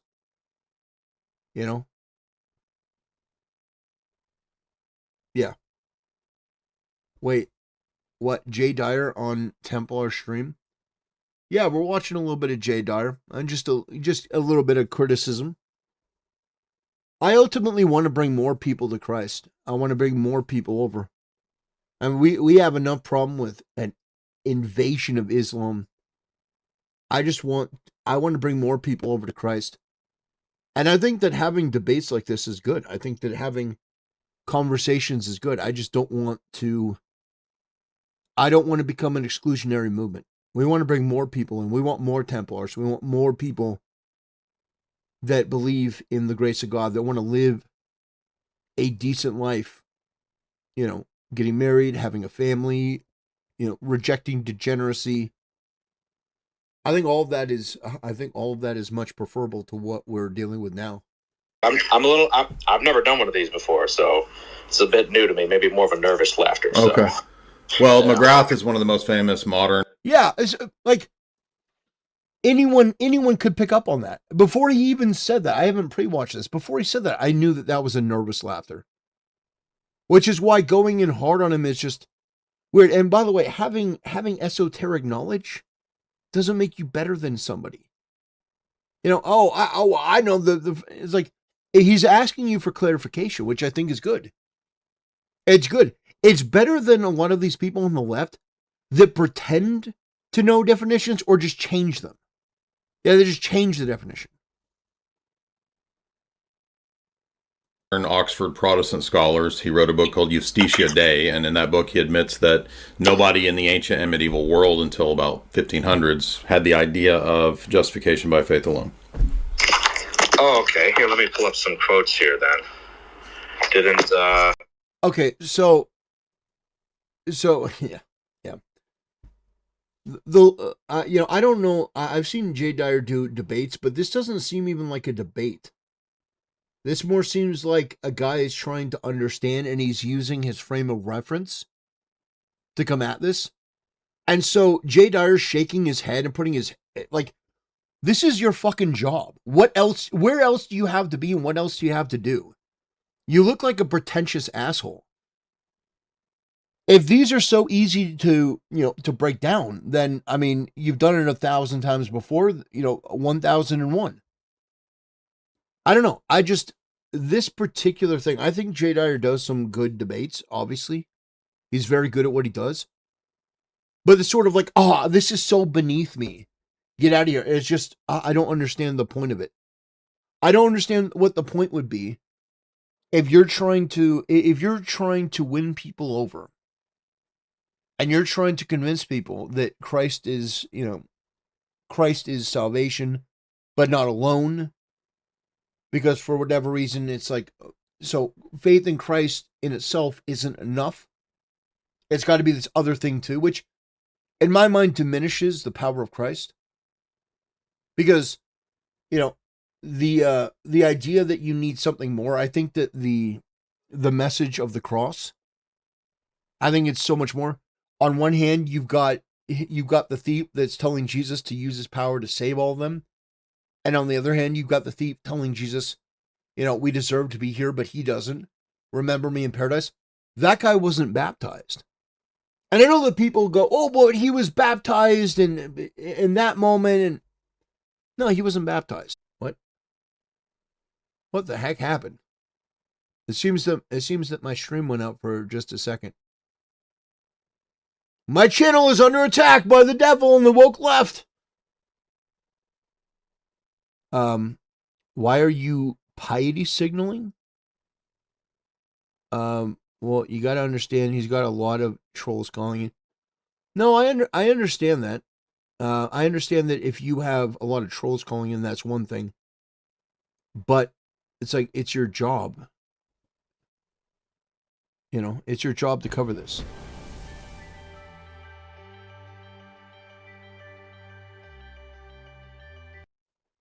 TT, do you understand what's going on here? He just dropped truth on him and the guy is just blowing it off. Jesus didn't beg or debate people.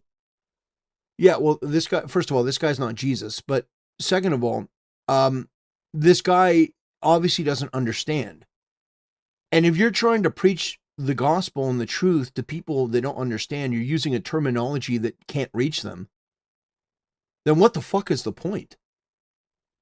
You should be like, if this guy if he is as intelligent as he is thinking he is, then he should be changing his language, not to tone police, but to reach the most people possible. I mean, wouldn't that be the most optimal way to go about, bringing people over to Christ? Is you reach people where they are? Walmart Americans, the vast majority of people that make up the bulk of the church are not going to understand any of the, information and books that he's talking about. So you would imagine that somebody would be wise to say, okay, well, I understand that no one is going to have this sort of frame of reference and knowledge. Most of them have probably lived their life under, some non-denominational belief, in America. And I really want to save them. I don't want them to continue being non-denominational. So, this is the immense frustration talking to Protestants. This is what is like. Well, I talk to people. I talk to retards in chat all the time, and yeah, sometimes it gets frustrating. But if you don't communicate with people in a language they can understand, he told them a fact, and the guy blew it off. Because the guy doesn't even understand. He doesn't even get where he's coming from. Like, imagine it from the other guy's point of view, okay? This guy doesn't know any of the authors that he's talking about, really. He doesn't know any of the frame of reference. But he's probably grown up in a non-denominational church where he's gotten, a couple things, at Sunday school and stuff. So he's looking at this. He says there's only one denomination, it's follow Christ. I do agree with that. I do think that Christ, I think Christ is powerful enough. His blood is, like his sacrifice is incredible enough. I do think that is enough. But I think that you should always try to reach people where they are. And I understand it's frustrating because, you do this a million times, but if you choose to engage in this sort of thing, then that's sort of the burden that you take on. There are difficulties to being a streamer. It's not as difficult as having a real job, but there are difficulties, electronics and stuff. But you agree to learn all that if you want to become a content creator. It's just part of what you do. And I know that some people who are Orthodox or Catholic, they look at this and they go, well, look at how frustrating it is. But the fact is that Jesus himself, when he was teaching people who were ignorant, and by the way, all of them fell short of, all of them fell short. Like, even his own disciples would disappoint him. Even his own disciples would disappoint him all the time. So the fact is, Jesus would get frustrated sometimes by the lack of faith or belief in his own followers. But he didn't treat them like he didn't treat them like they're idiots or condescend to them or degrade them. He just tried to be the shepherd. And yeah, I don't know. I look at the approach here. I don't know. The guy could be a troll. I mean, for all I know, the guy's just a troll. But it seems like he doesn't understand what Jay is saying, which means that they're basically talking past each other. And it's that nobody's learning. Because if you're talking about all of these references and sources, and you're talking about, oh well, I mean this is this because of this, but the guy doesn't understand it, then you've got to, as a professional, go to a more rudimentary level to reach people. That's my take on it, because the idea that you have to be so learned, otherwise you're not going to, you're not going to engage, you're not going to inherit the kingdom of heaven if you're not as learned as me. It just, I don't know. I don't buy that. Let me pull up some quotes from some church fathers. Okay. Yeah. Church fathers who believed in apostolic succession and the real presence. You think they taught justification by faith alone? Hold on. Let me pull them up. You're going to pull up a bunch of quote mines that don't say what I'm saying. They say what you think they're saying. So you're going to read into these church fathers who also teach the necessity of works and they teach the real presence. you're going to try to quote mine them to prove the Protestant doctrines. Okay, like I used to be a Protestant, dude. I did all this. Don't you think I know what you're going to do? What do you mean? I'm just trying to put out a position here, and I don't know. Like, I'm not particularly. So in Romans 4, let's go to Romans 4. When Paul, Sure, yeah. where does Paul cite in Genesis and Romans 4? Okay, let's just read it here. Romans 4:3. For what saith the scripture? Abraham believed God, and it was counted unto him for righteousness. Yes. Where is he citing? Like, okay, so my take on this is actually very interesting. I find that I agree more with Jay Dyer, but it just, his mannerisms and his incredulity is frustrating me, because I would much rather this person go to the actual book and read the letter of the word rather than trying to recite it from his own memory. So again, I don't know if this is like a performance he puts on. I mean, I've seen him in multiple debates, but it's like, okay, I would much rather this person go to the Bible, go to the book, and get it word for word, rather than trying to, recite, oh yeah, he was talking about that. I'd rather people go to the Bible. And then you could walk them through that.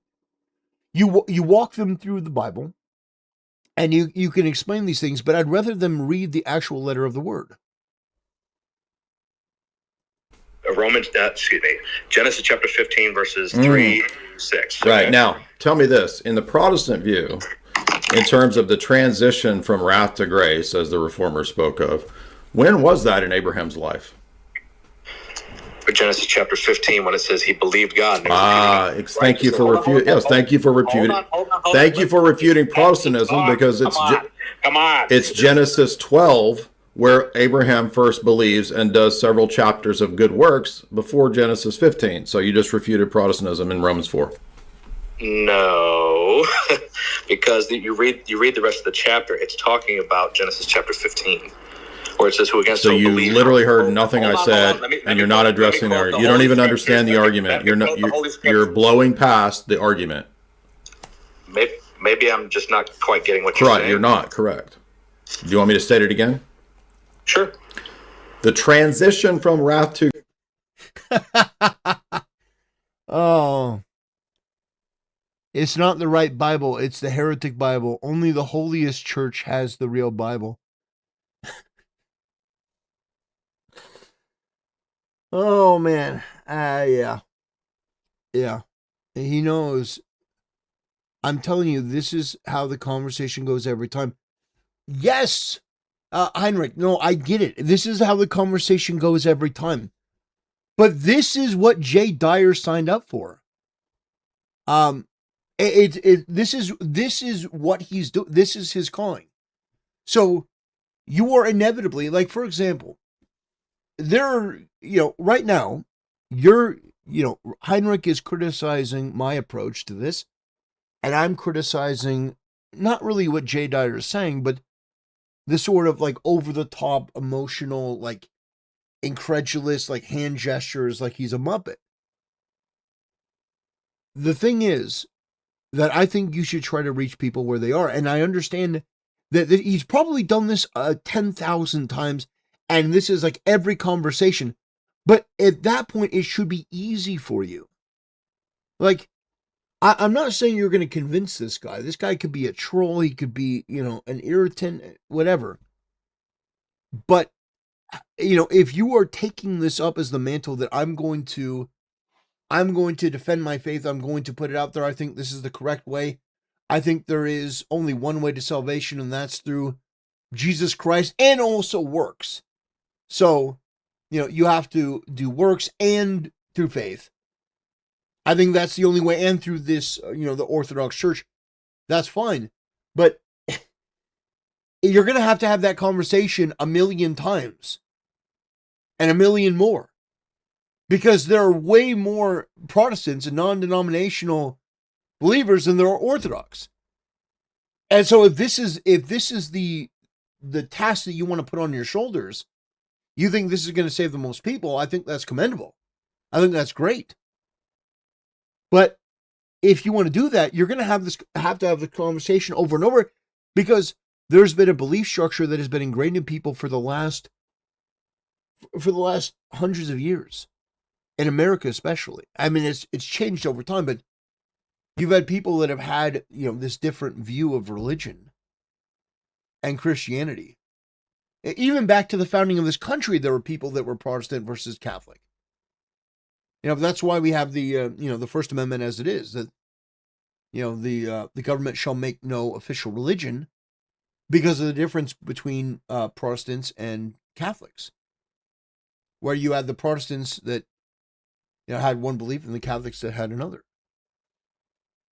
If I remember correctly, wasn't it Protestants that didn't believe that you should have any pictures or iconography of Jesus Christ, and the Catholics believed that you could and should?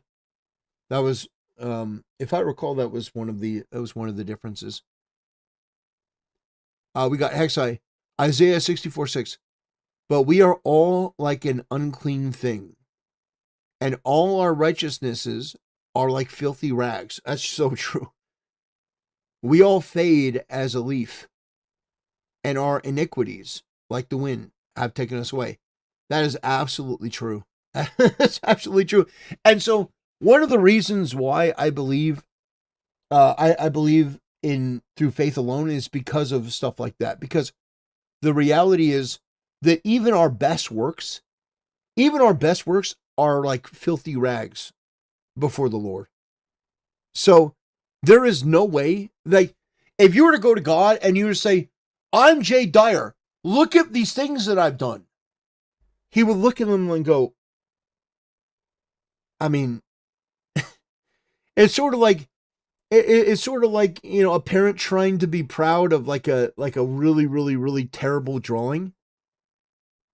Oh, here. It's like, no, the only way that you are going to be saved is if Jesus Christ is the one that takes your picture and he fixes it up by you claiming him as your guy.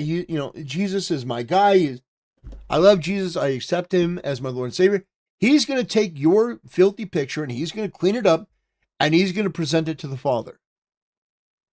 Your works mean fucking nothing. Doesn't mean that you shouldn't do them. Of course you should do them. But the idea, faith plus works means that you think that there's something that you could do that could be worthy of salvation. And no, you can't. It doesn't mean that you shouldn't do good works. Of course you should do good works. Of course you should. But the fact is that if you're somebody standing before the Almighty and you're saying, look at my good works. Look at all the good works that I did. Look at them. I mean, it means nothing if Jesus isn't there. Jesus is the one that has to clean up your good works to even make it presentable. So you should act you should, if you're going to accept Jesus as your Lord and Savior, I understand what in chat, I know we're saying works alone doesn't cut it. It's not transactional. Faith alone is worthless. Now, I don't think faith alone is worthless if you don't act. If you have faith in your heart that Jesus Christ died for your sins, you're going to be moved by the Holy Spirit in that way. But it's not what you're doing. It's not your works. It's not your works. It's the Holy Spirit moving through you. I mean, I think this is why it's so important to have debates and conversations like this. I do. And I encourage it and I enjoy it. See, because of course there are things I'm still learning and there are things that other people are still learning. But I think that at the end of the day, it's Christ's blood was enough. I believe that the lesson that Jesus was trying to teach Peter when he asked him 3 times, lovest thou me? Yeah. And it says, I believe that was the lesson. That's an interesting point. That's an interesting point. I love these conversations. I think they're great. And we're going to have disagreements, but the thing is, this is a place where we can have them. This is a place where we can talk about it, and I appreciate all different takes. And I appreciate all different opinions coming in here. Because at the end of the day, we all want the same thing. We all want Christ to be glorified. At least I do. I want Christ to be glorified. I'm sure Jay does too. I'm sure everyone here does.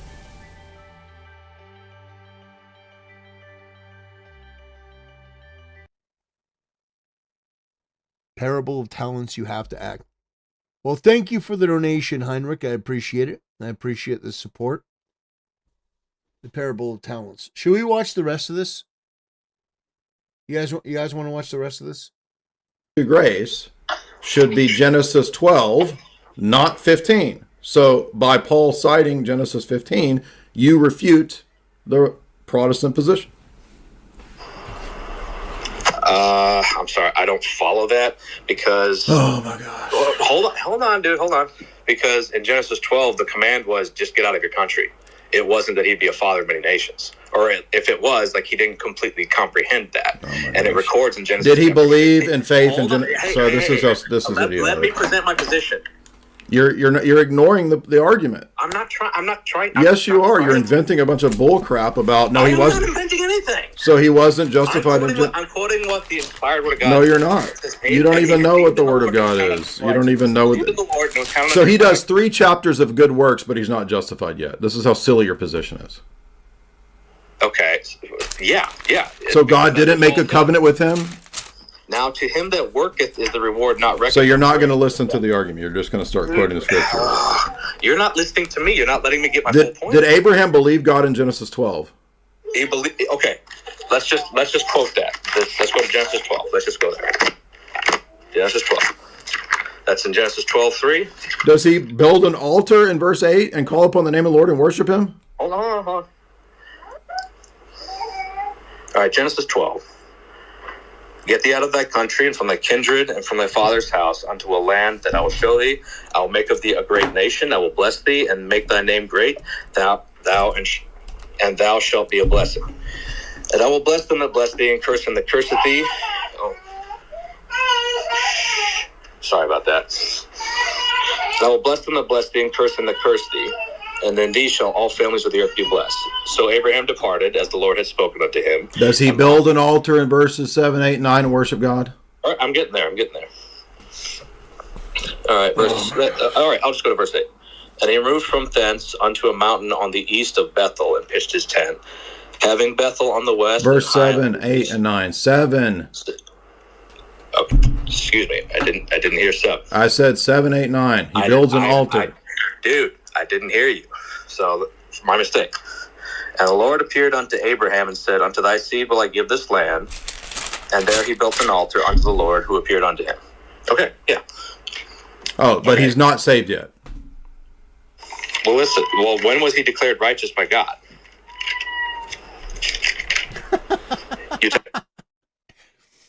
I mean, yeah, by the way, the Celestium is an Orthodox. I like Celestium a lot. I like Celestium. If I were to, pick a denomination, if I were to pick a denomination, it would be Orthodox. Yeah, that or Catholicism. My part of my family is Roman Catholic. But I look at the maybe this is like after a really long stream, but I look at the frustration and the incredulity. It's just very interesting. But, I think these debates are important. Extremely so. Let's see. All right. We'll move topics. We'll move on. Let's see.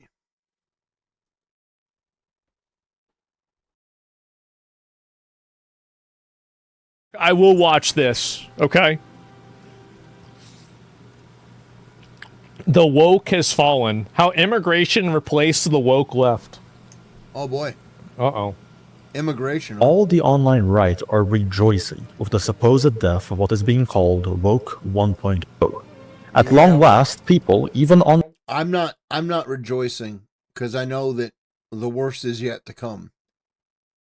I'm aware that the worst is yet to come. The left are finally admitting that the 2010s were complete insanity. Finally, Nope, I don't agree. I completely disagree. I think that the woke people, again, it's like Gandalf. Sauron was destroyed. No. Sauron's spirit endured. His anger, his hatred, his rage endured. Yes, and true. it's still here. We have not destroyed the One Ring yet. That's true. we can answer questions like, what is a woman? Without having a circular definition. Finally, we can admit that putting men in combat sports against women is not wise. Men are now allowed to part their legs when they sit down, free from judgment. I remember this. No more these or Manspreading. them pronouns. No more drag queen story hours. We have the entire right celebrating. We The have only reason why they're not able to do that is because they just don't have the political power to do that right now. Yeah, no, absolutely. When these far left freaks take power again, they're gonna be going crazy. It's gonna be all of woke. Like they call it woke one. It's still wokeness. They haven't evolved past it. They're trying to say, oh, that was woke one. We're woke two. No, you don't get a woke two. Woke doesn't get a sequel, or at least it shouldn't. It should be shut down completely and totally. Completely and totally. It doesn't mean that they stopped doing it or that they don't want to do it. It just is that they're not doing it right now. the left playfully reflecting on their past convictions, and we even have the LGB telling the T to be normal. Ironic. So, did we do it? Did we win the culture war? Absolutely No. not. Actually, this is a sign of the right's defeat. Something that many, including myself, warned would happen if things continued the way they were going. And in this video, I go over why that is, and the actual political drive behind Woke 1.0's death. And if you enjoyed, consider subscribing, it helps the channel. I said in one of my earliest videos that a right-wing revolution was inevitable. By right-wing here, I actually mean anti-woke. My reasoning was as follows. With the left's mass importation of peoples from the third world, who, by themselves, tend to be very hostile to woke ideology, They are. the liberals signed their own death warrant. The woke left somehow believed that these people, known for their tribalism and religious extremism, I love these videos. Yeah, I mean it's pretty great. I mean, I love the depiction of the Middle Easterners. Just fantastic. And look at these LGBTQ soy communists. Yeah. By the way, yeah, it is going to get worse before it gets better. I really have to say that I fucking love these videos. They are amazing.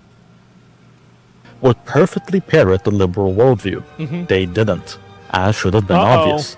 This means that as the third world population grows in the West and becomes a decisive voter bloc, they would turn on the woke liberals who enabled them and try to impose their own worldview. As, That's by right. the way, has already happened in several cities and states. Yep, We're in Dearborn, a situation where many Western European countries will become minority European within only 1 to 3 generations, with most capitals already undergoing that switch.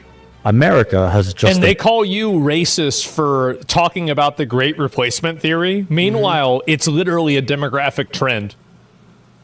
It's just a fact. It's not even a theory. It's a fact. bit longer. On screen, you're seeing some of the statistics on this, caused by a mix of low fertility among locals due to both cultural factors and economic policy, and the unrelenting immigration numbers, as well as the high fertility among foreigners due to their own distinct culture, and being the beneficiaries of the West's disastrous welfare policies. Therefore, if things continue as is, the West will be remade in the third world's image within the coming decades. I think that's what's going to happen. I think that you're going to need to see potentially a couple of Western countries fall to third worldism until the other ones wake up and they fight against it. Yeah, even then, I don't know whether it's going to happen. Yeah. that means there are only two broad political positions that still matter. Either A, the third world, or B, the dissident right, who oppose their presence and the current establishment that enabled their mass importation. Everything else is secondary until this is resolved. And regardless of who would win in such a situation, they will be anti-woke. Given these options, where does that leave the left?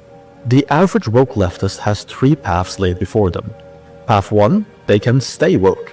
They don't recant their beliefs, they continue to push LGBT, neo-pronouns, feminism, etc. unapologetically. Force it in schools, at the workplace, in movies, desperately trying to spread propaganda with every institution they still control to see if their numbers can grow enough. But they won't. And they'll start losing more and more to non-woke leftists or right-wingers until they become irrelevant. And when the power struggle... not enough to make them irrelevant. You have to punish them for ever being relevant in the first place. Yep. They have to be punished. It's not enough. Between the distant right and the third world really begins, they will be the first to be gotten rid of, effectively making this option an act of self-destruction. That's always been the woke leftist specialty, so maybe they might go with it. Path 2, they become based.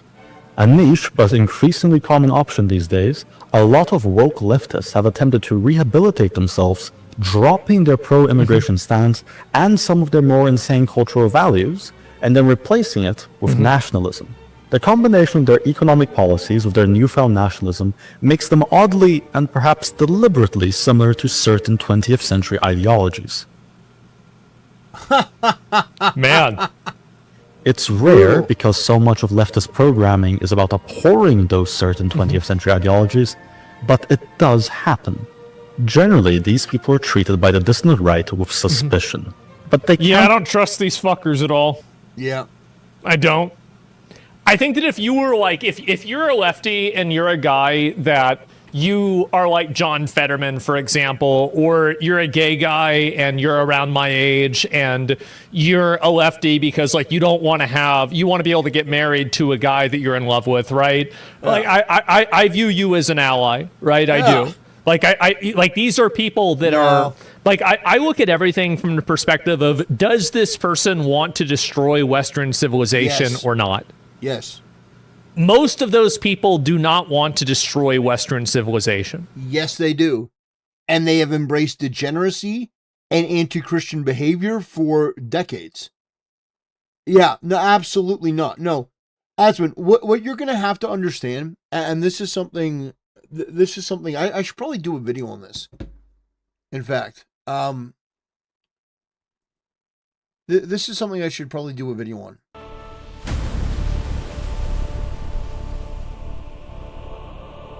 Brothers, so I'm reacting to this video from Asmongold called "This is the most red pill video I've ever seen," and it's talking about how Woke 1.0 was basically quote-unquote defeated, but it really wasn't, and it gave rise to an even worse problem, which is immigration.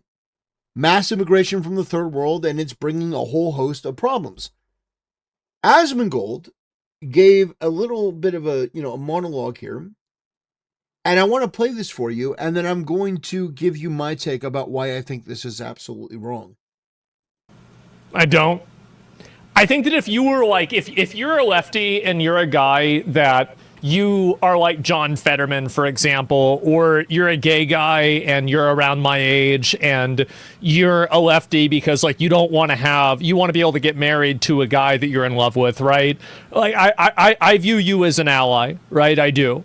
Like I like these are people that are like I look at everything from the perspective of, does this person want to destroy Western civilization or not? Well, Asmongold, the homosexual community, the LGBT community has done irreparable damage to the Western civilization. And what Asmongold is going to have to get comfortable with is, no, homosexuality is not acceptable, and it will never be permissible under a Christian ethic and under a Christian nation, which Asmongold says he wants to live under. Asmon, no, that's never going to be acceptable. They are not allies if they are people that believe in having, sodomite sex with another man. Asmongold sort of like comes to Christianity like it's a buffet. Oh, I like that. I like that. Oh, I like the Crusades. I like the aesthetic.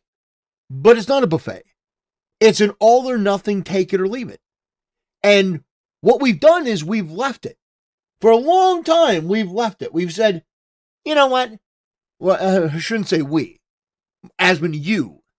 You and people like you have said, you know what? We're done with Christianity. We're more evolved. We're more enlightened. We have the answer. We don't need God. No, we've got the answers ourselves.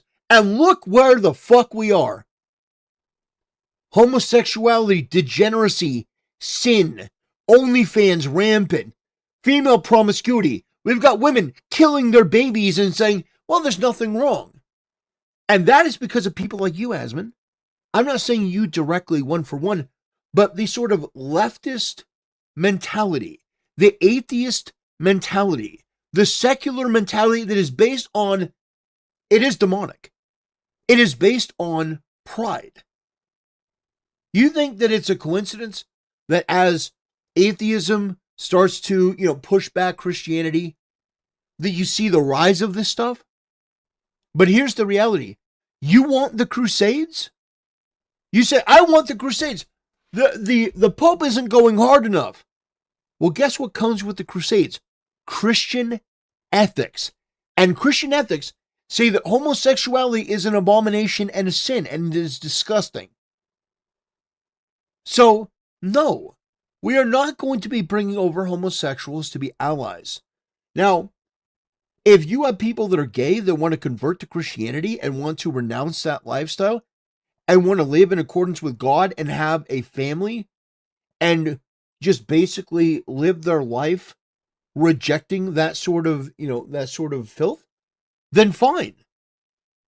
In fact, the Bible talks about that if you are reborn in Christ. And so if you have somebody that was gay and there's somebody that's like, you know what? I have those impulses, but I'm going to reject that. I find that disgusting now. I'm going to live a fruitful life. No pun intended. I'm going to live a fruitful life. I'm going to live in accordance with God. I'm going to allow my new life to dictate everything. I'm not going to live in sin and degeneracy anymore. I'm not going to advocate it as normal anymore. But Asman, I got to tell you, the Christian ethic, gay marriage is going away. That is the Christian ethic. Now, this may not happen in the next 10 years. It may not happen in the next 20 years. But if we ever want to save civilization, we need a Christian nation based on Christian ethics that are unyielding and uncompromising. And the thing is, Asmongold agrees with that when he agrees with that, but he disagrees with that when he disagrees with that. And that's not the way that it works. It's not a buffet. If you want to live in a Christian nation, you have to expect that there are going to be standards. There are going to be standards for that Christian nation. And one of those standards is that homosexuality is not allowed, and it never will be. And saying that you support that is part of supporting the degeneracy that has led to the downfall and decay of the West. Before Barack Obama, who is one of the worst presidents we've ever had, anyone who voted for Barack Obama, you owe this nation an apology. You are an absolute fucking fool. You were fooled. If you voted for Barack Obama, you were led in on the hope and change. He was one of the most destructive anti-American presidents that we've ever had, and it's not even close. Before Barack Obama, when Barack Obama was running for president, Hillary Clinton and Obama said they believe that marriage is between a man and a woman. When Barack Obama got out of office, we didn't even know what a woman was. We couldn't even define what a woman is. Barack Obama was the worst president in American history. He was, you can say he was an atheist, you can say he was an Islamist, you can say he's whatever. He definitely wasn't Christian. That's obvious. But he was one of the most subversive, damaging, and destructive presidents, not only to the nation, but to the culture that we've ever seen. So, in order to fix things, you're going to need a president that is every bit as radical as Barack Obama was, but in the opposite direction, and that has not been Trump. We thought that was Trump. We were promised that would be Trump. It's not Trump. We need somebody that's 10 times Trump. We need somebody that is an absolute beacon of light and fire and brimstone. We need somebody to come in and to reclaim these institutions and to be uncompromising. It says, know how to get that Christian nation. Catholicism. Basically, every nation was declared to be before the schism and Protestants. If it's under the mantle of Catholicism, fine. I have major issues with the Pope. I think the Pope has become too woke. I would really like to see Pope Sarah. You remember Cardinal Sarah? I want to see Pope Sarah. I want a Pope that basically understands that the church is not supposed to change for the world. The world is supposed to change for the church. I want a Pope that is a fighter. And so if you can get me that, if you can get me a Pope that is a fighter, rather than a guy that's going to bless a block of ice in one of the most embarrassing spectacles I've seen in a long time, then I'm on board. But other than that, I think Catholicism. And by the way, I have a familial tie to Catholicism. My part of my family was Roman Catholic, so it's not that I have any major disagreements with Catholicism. It's just I'm not a big fan of the Pope. But Asmongold says this from time to time. He goes, "Oh, I have no problem with homosexuality." Asmongold also agrees with abortions. Abortion is murder. And you want to know what leads women to believe that it's okay to murder their 3 children? It's the acceptance of abortion. By you saying abortion up till birth. By the way, Asmon believes in abortion up till birth, which is one of the most indefensible, evil things. Anyone who agrees with that is just absolutely out of their mind. I agree with Asmon probably on 95% of things, but the 5% of things are incredibly strong. No homosexuality, no abortion. At least unless there is a risk to the mother, which is very, very, very, very, very rare. You talk about rape, incest, and life of the mother. Those are extremely rare. They make up like less than 1 or 2% of all abortions. Abortions are mainly done by women because they don't want to be inconvenienced, and women are allergic to accountability. So they chose to have sex. But they don't want to deal with the consequence, which is getting pregnant. So they're willing to end a life in order to do that. And that is women's number one voting issue. So, Asmon, if you want to live in a Christian nation, if you want to push towards a Christian nation, homosexuality is off the table. Abortion is off the table. We're not doing that.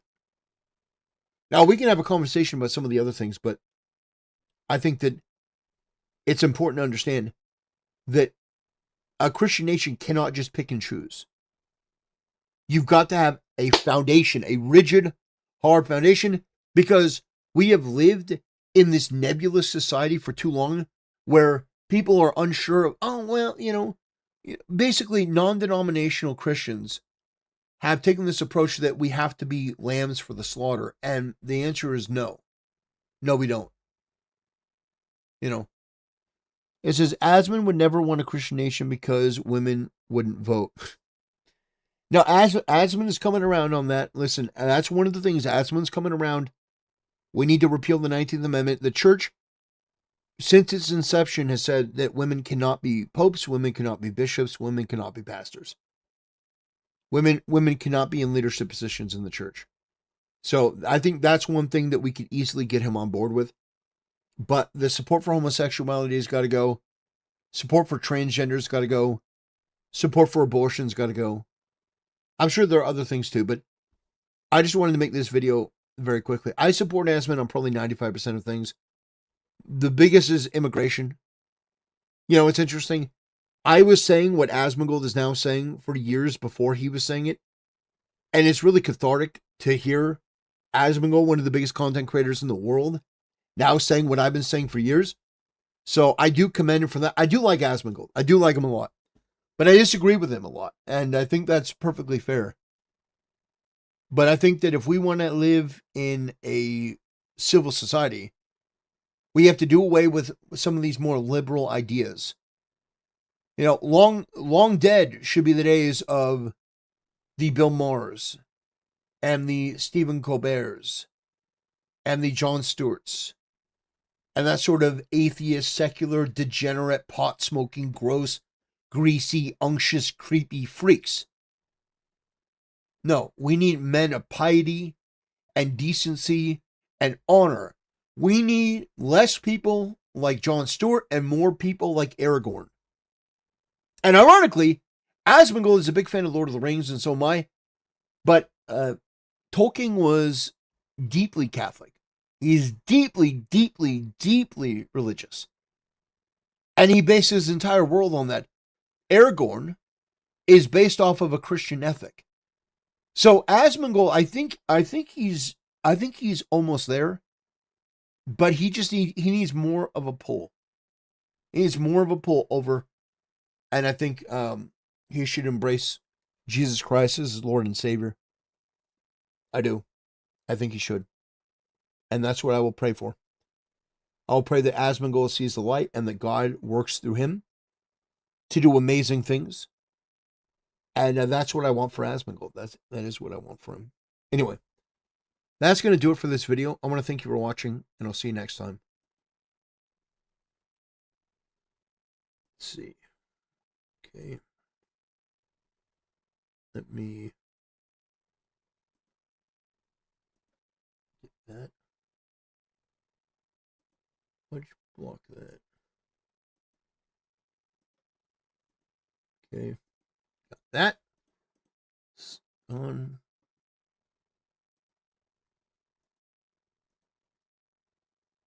Give me 1 second and I'm going to upload that video, and then we will move on.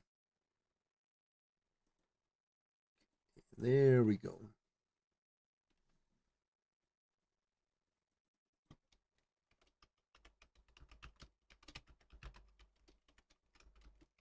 Asmongold.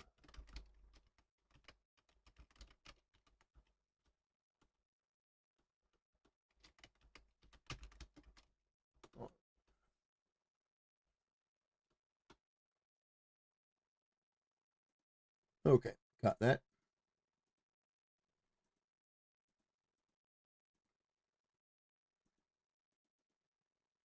Okay, how about we play some Helldivers?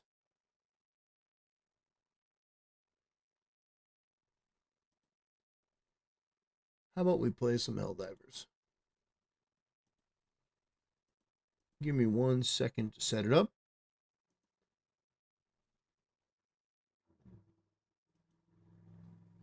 Give me 1 second.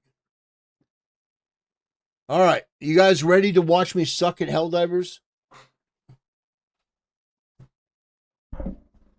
Man, oh man, there are times where I think about banning Doyle. There are times where I think about banning Doyle. I'm like, this guy contributes nothing, he donates nothing. But then I realize, you know what? He's got his own sort of charm in an obnoxious, irritating sort of way. Let's see. All right. Here's what we're going to do. We're going to play some Helldivers.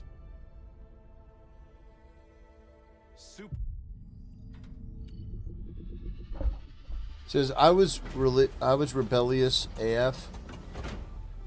Yeah, I think a lot of people were, and they're realizing just how I am the Michael Bay film in chat. Something. Okay. We're gonna play some Helldivers.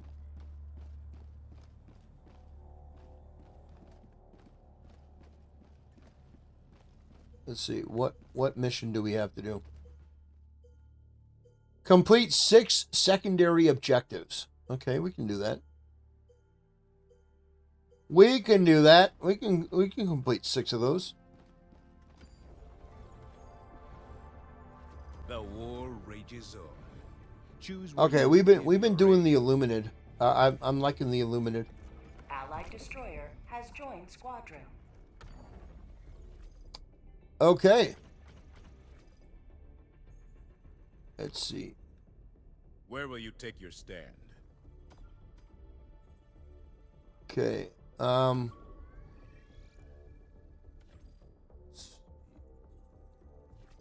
Where are we going, boys? No. No. Okay. The Super Destroyer is ready for your next mission. All right, here we go, boys. Here we go.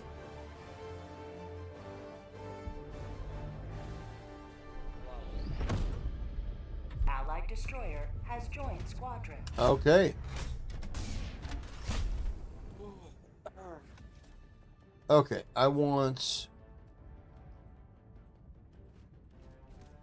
I think I want the Wasp.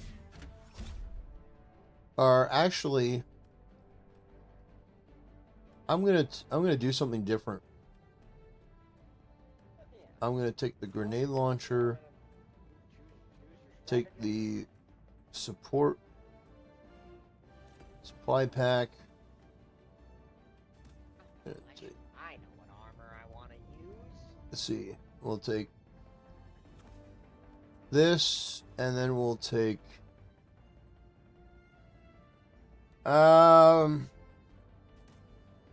we'll try this. Sure. We'll try the lumber.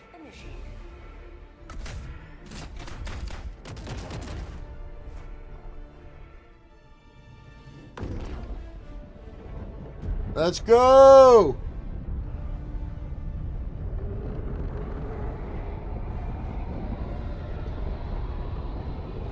I like Helldivers. I've been enjoying this game for a while, and I appreciate the people that stick around to watch. Did Hasan really dance on his grave? That is more figurative. More figurative. But yes, he did.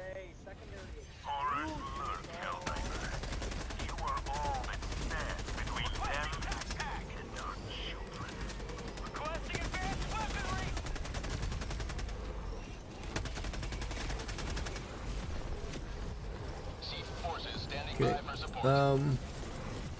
Going down a support weapon. Backpack inbound. Heavy enemy presence detected. Deploying Seed rapid response. Hang in there, Helldiver. I warned you. Tactical asset Okay. near your location. Okay. Here we go. Seed en route to objective.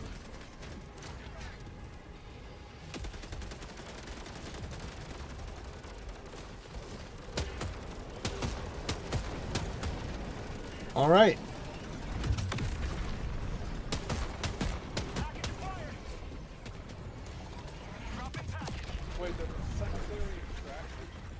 All right, boys. Where we? All right, so we got that one down. Oh.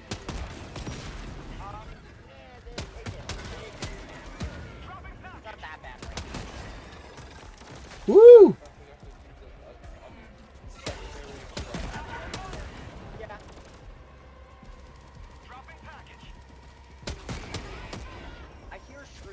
Oh, here we go.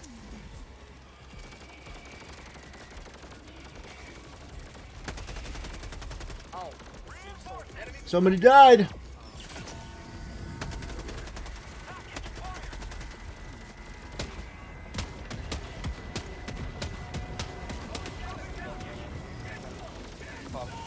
Rocket sentry. Okay, very nice. Okay, again. We got another death.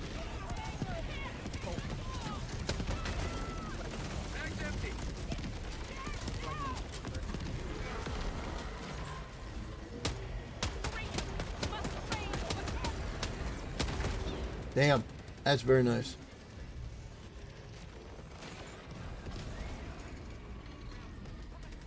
How do I resupply myself?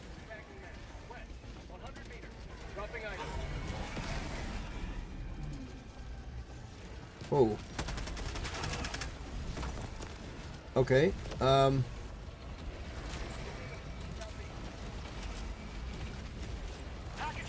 Wait, how do I...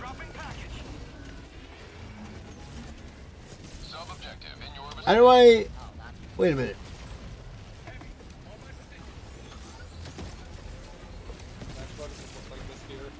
How do I...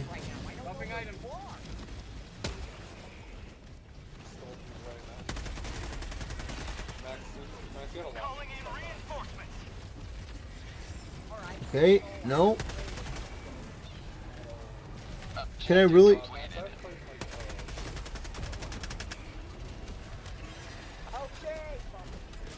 Damn. Oh, there we go. Tap down. Thank you. That's very helpful.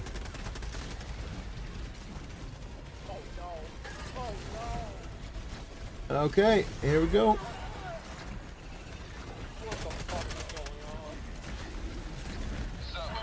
Okay. No, I died. Damn. Damn. Just tap down. Okay, got it. Got it. Yeah, I got it. Okay, where... Oh, my stuff's all the way over there. Oh boy. I can't go back and get my stuff right now.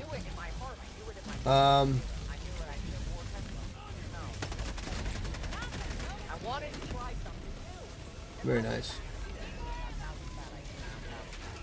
Very nice. Should I go get my stuff? I kind of need it.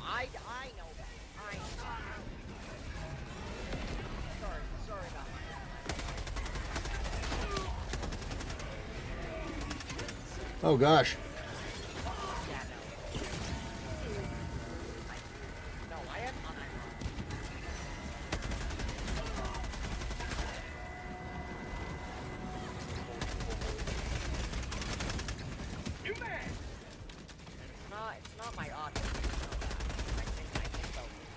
All right. Appreciate the let's see. Rocket Sentry. Okay, great.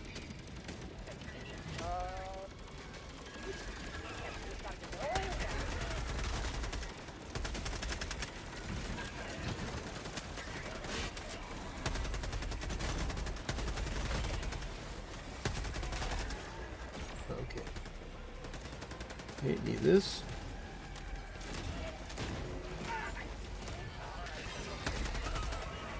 Woo-hoo-hoo.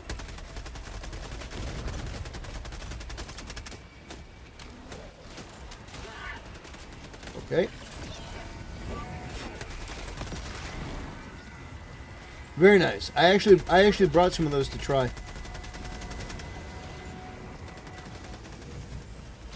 Yeah, it's a freaking minefield.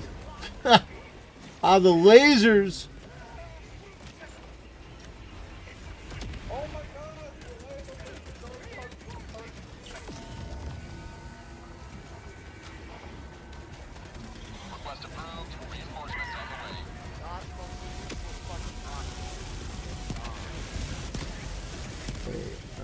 Come here.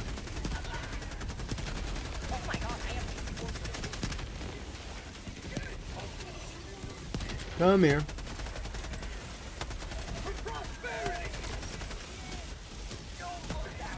Woo! Oh gosh! They're coming! Here they come!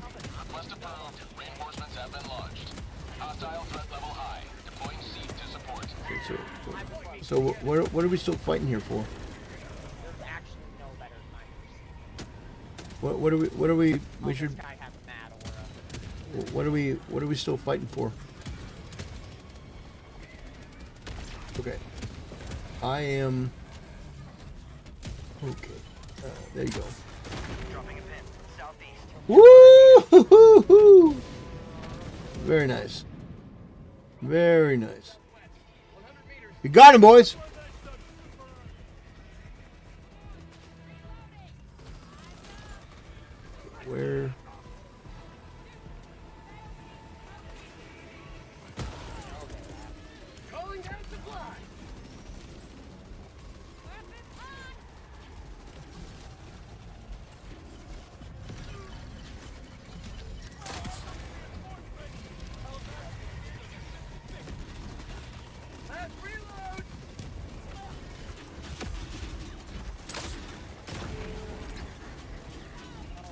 Okay. Got him. Woo! Oh no! What happened? No!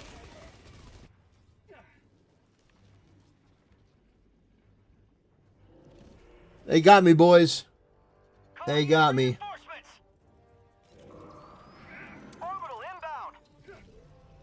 They got me, boys. Oh man, I'm on the other side of the map. Democracy has landed. Sample collected. I see the wretches. I see them Okay. on my sonar. Requesting advanced weaponry. Alright. So I got both my stuff incoming. I still have my lumber if I need it. If I get frustrated as heck, I can still get the lumber. Okay, 2, 1. Okay, this drops in. Okay, there we go. Alright, I got my grenade launcher back. Everything is good.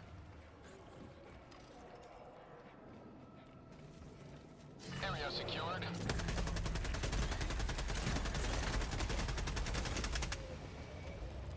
Stand by. Proceed. Quick response team. Okay, come here. Come on. Come on. Come on. Come out in the open. I'm right here. Okay, come on. Oh, gosh.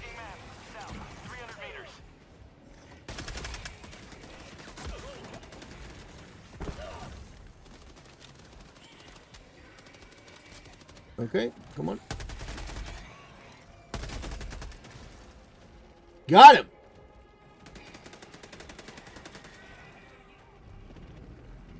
All right. Seek backup en route to your position. Wait, where's? Oh, yeah. Where's the? Oh, here it is. Wait, no, it's not on. Oh, excuse me. Excuse me.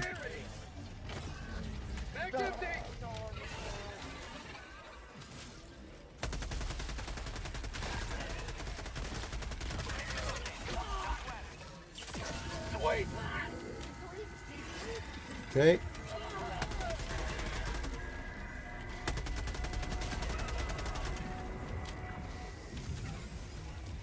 All right, let me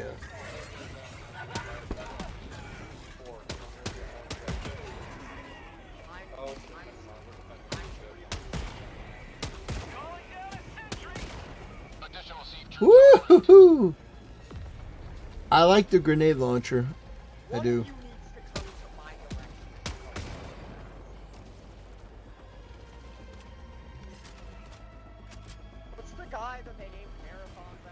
Okay, so no! I thought it was on the machine gun. No! No! No! No! Oh god! Yeah, he's DSP max. All right, here we go. Here we go. Here we go. All right, fine. I'm gonna drop this down. Oh man. Oh man, that's terrible. That's brutal. But we're gonna get into our mech. And we're gonna make sure the mech doesn't stomp me and crush me, because that's happened before. Okay. Here we go. Now, where am I needed? You can't see the full board, I'm guessing. Where am I needed?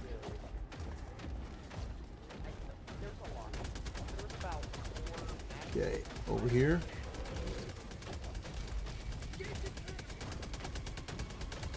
Damn, we got a crack team going.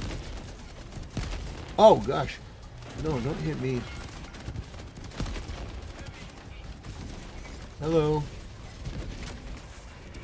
Burn, Mitch. going fun. Oh, gosh.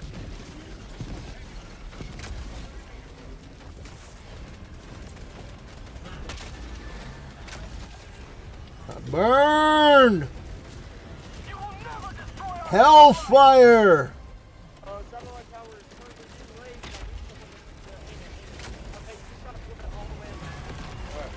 Hellfire.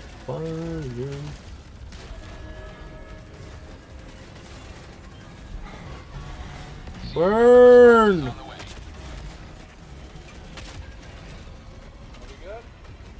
Yes, sir. Oh, man.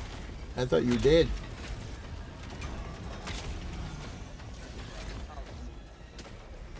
I thought you were dead. Oh, man. Alright. Burn, bitch. Burn! Look at them. Look at them all burning.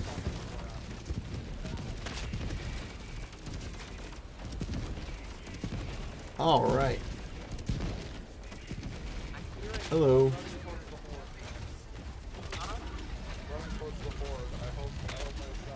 Okay. Got you there. Oh, hello. Oh, Mr. Charger. Alright, I'm gonna go fight the Charger now. Ah, he's gone.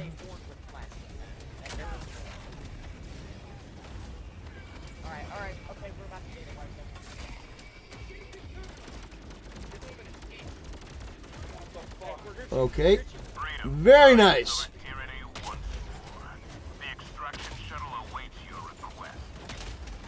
Woo! Yes, sir. Oh, come here.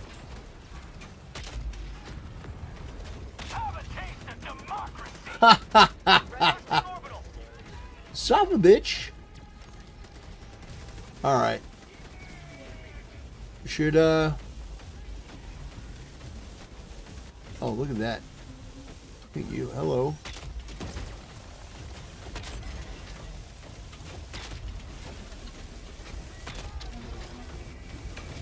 Oh man. Hey. Hi guys. I got a surprise. Oh man, look at that. Everyone came for the party. Everyone came for the party. Look at that. Woo!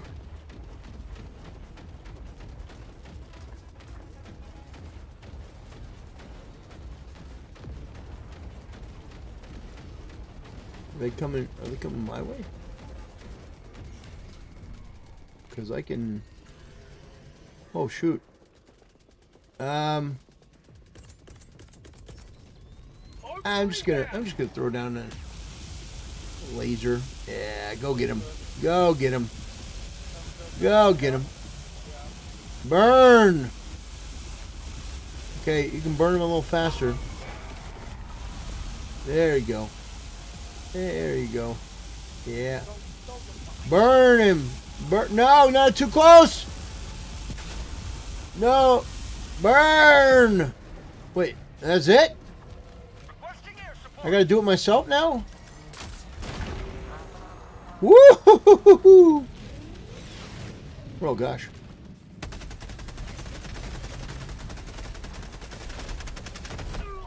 Oh my gosh! What happened? Alright, get to the machine! No!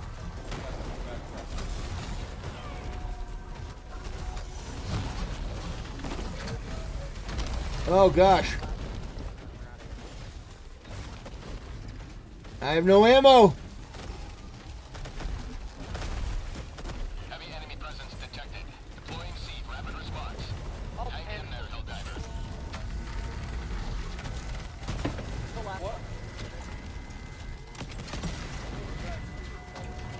See?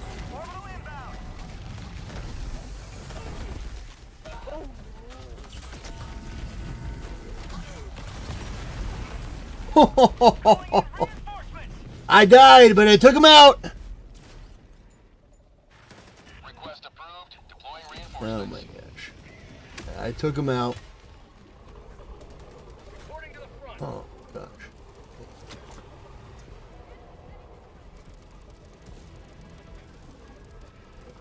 What happened?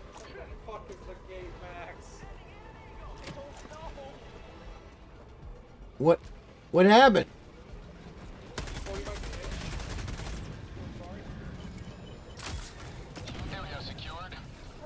Oh my gosh. Why did it take so long?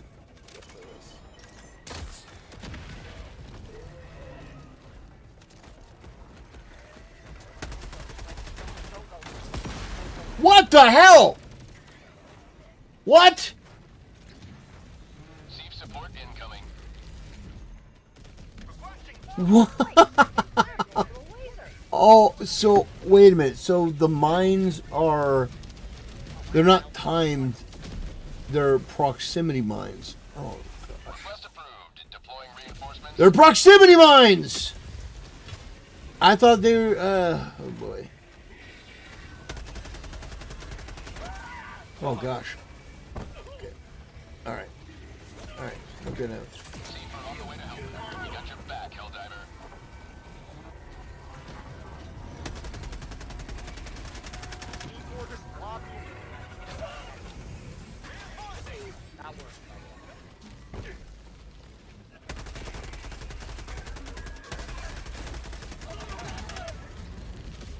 Mission at 20 minutes remaining.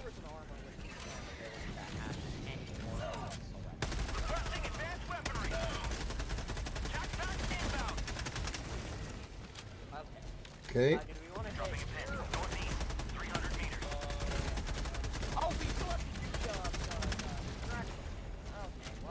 He's trying to flank me. It felt like. Also, there's a big gun. Going down a support weapon. Oh gosh!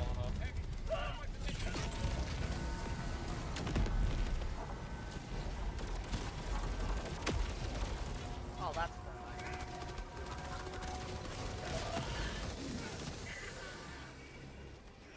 I must go out for it. Let's see. Tac inbound. Northeast, 300 meters. Okay. We can go for the extraction now.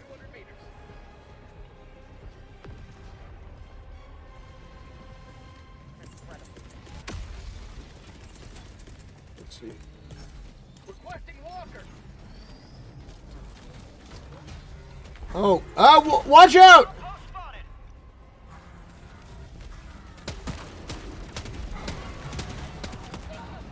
Oh gosh.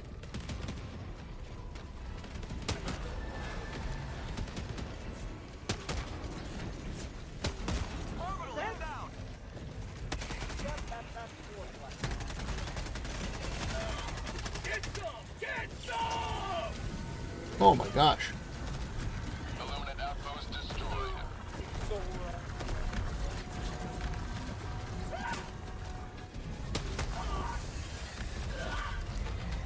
Damn.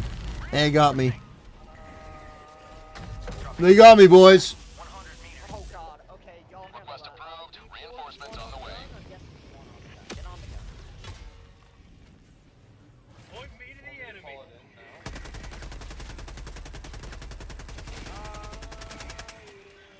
New mag. What the hell?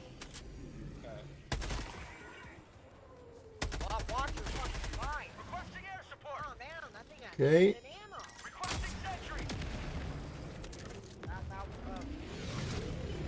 Gross. Ugh.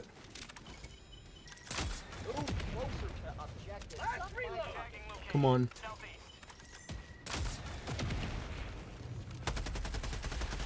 Die. Okay. Where's my walker? Where's my walker?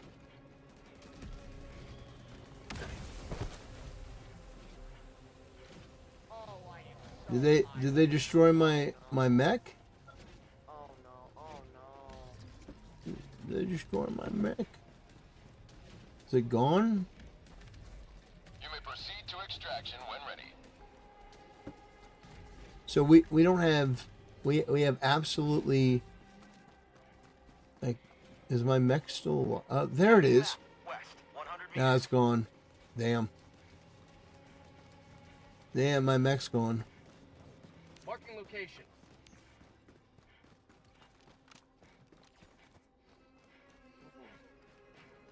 Okay, I'm gonna go over here. Grab my sample. Out of ammo. Oh, I'm gonna reload. Requesting objective equipment.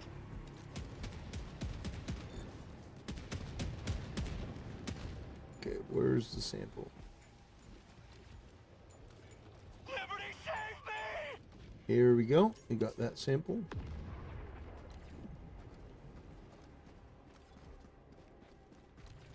And let's see what they're doing over here. Oh, thanks, turret, for Seat shooting backup me en route to your position. out of all the enemies. Tagging map. Okay. North. On my position.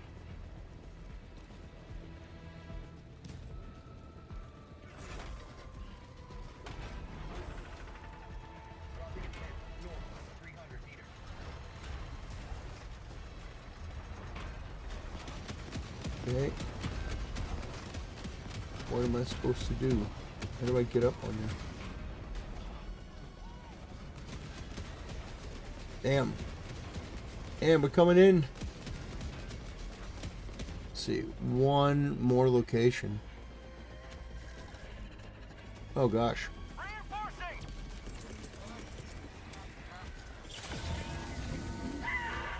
Request approved. Reinforcements on the way. Oh gosh. They're coming. Run.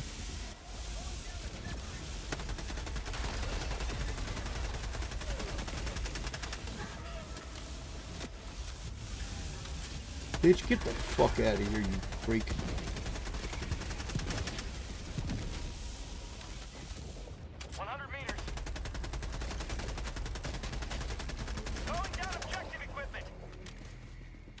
Gotcha, bitch.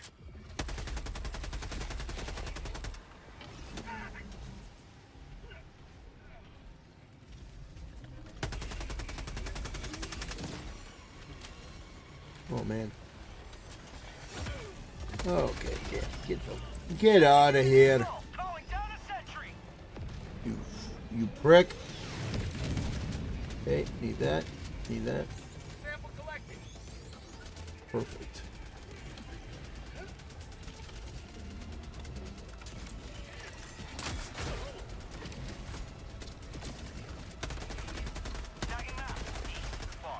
Get the fuck out of here.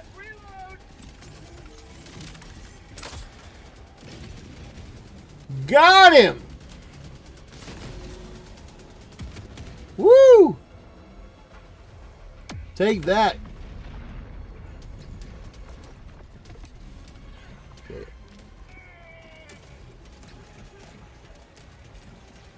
Tagging map. East. Far. Okay. Seat backup en route to your position.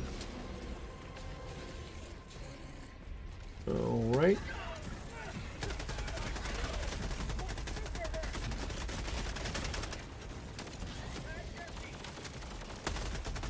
Extraction is available. Okay. We getting hit by something.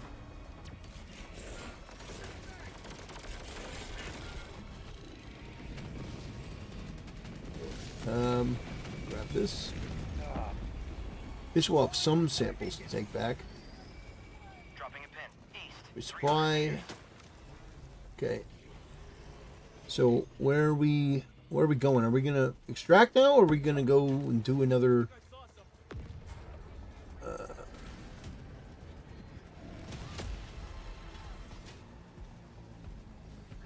Okay.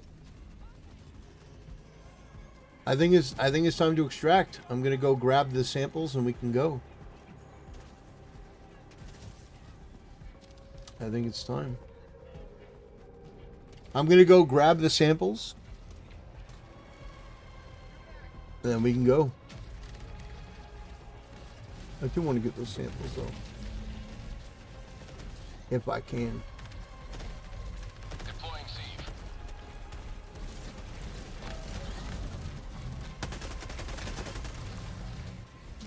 Oh gosh. Okay. Machine gun sentry.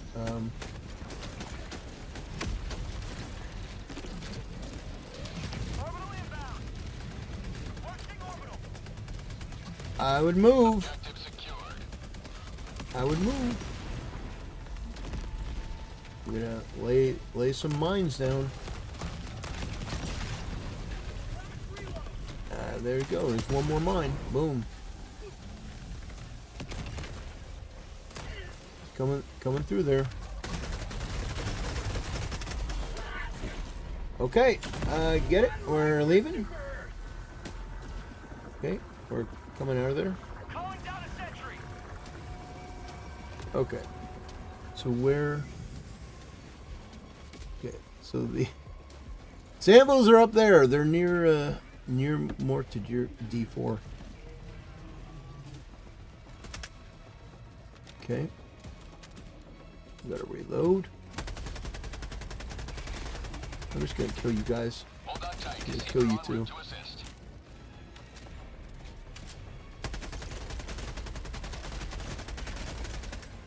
Okay. That's one less thing. The fat ones are only fast when... The fat ones are fast at, like, short bursts. Okay. Okay, the shuttle is incoming. I just want to grab these samples here. Yes. I'll actually grab sample container, supply pack. I'll grab the machine gun. Doesn't hurt to have, even though it's not my primary, it's not. Doesn't hurt to have a backup. Okay. So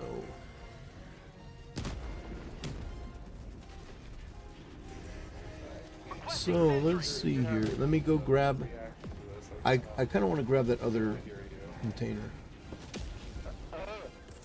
Rapid response is on the way.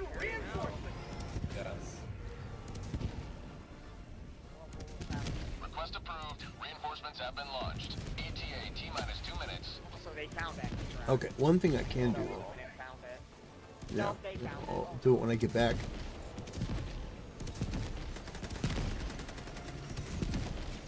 Actually, no, I'll do it right now. I'll do it right now.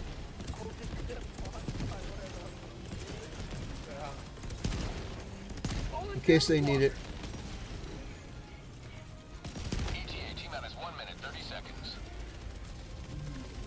In case they need it, I'm gonna put the walker there. They can use it if they need it.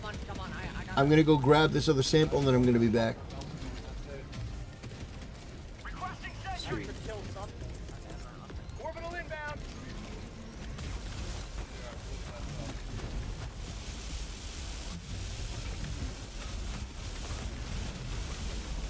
Okay.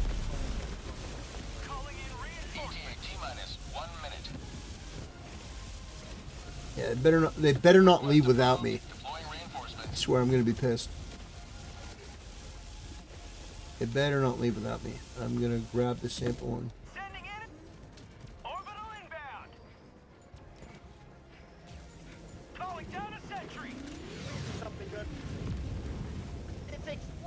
alright, I'm coming. Don't leave without me. ETA T-minus 30 seconds. I'm the beggar's camp. Beggars out of here. Oh, ETA T-minus 20 seconds. Calling in reinforcements. ETA T-minus 10 seconds. Request approved. Deploying reinforcements. All right, here we go.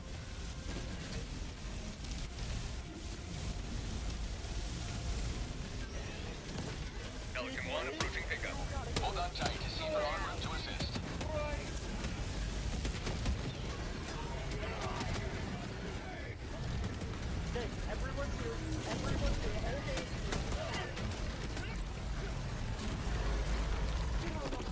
Where's the fucking... Stand by for takeoff.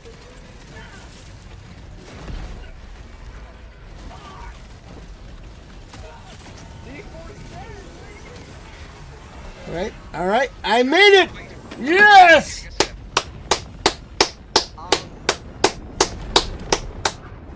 I got all the samples and we made it. Woo!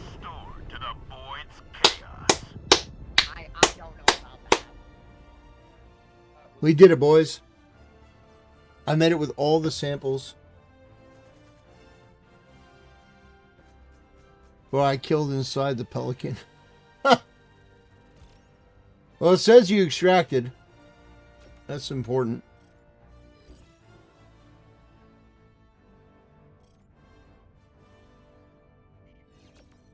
Let's see.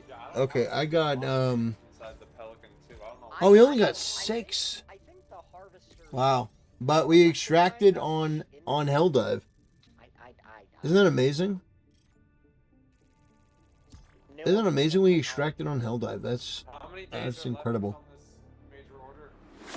You know? Oh, fuck. Well, let's hope we can get 20%. Oh, man. It was bugged. Let's see. By the way, thank you for all the support tonight, guys. I appreciate it. What the fuck? The victory. See, how many did I kill? 272.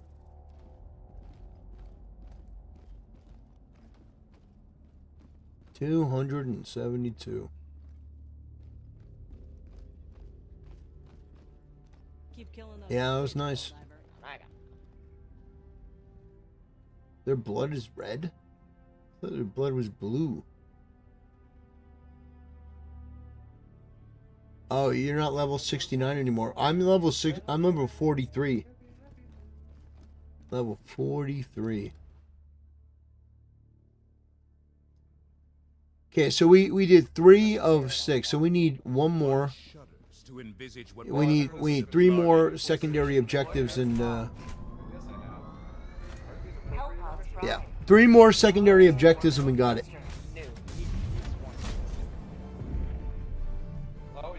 Oh man, this one. Oh man. Oh man, this one is. I don't. Let's see. Oh man, this one's tough. This one is tough. I know. Okay, I need to think about. Hurry your ass up. I need to think about what I want to do. What I want.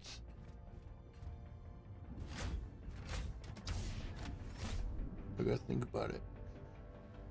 What the fuck do you mean eradicate void blossoms? Do I want to do my typical laser and rover? I mean, this one's tough.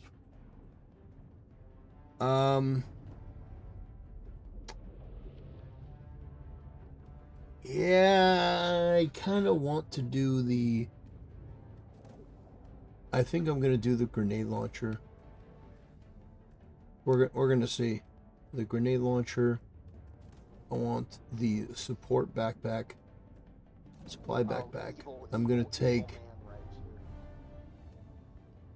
I actually think this one's better.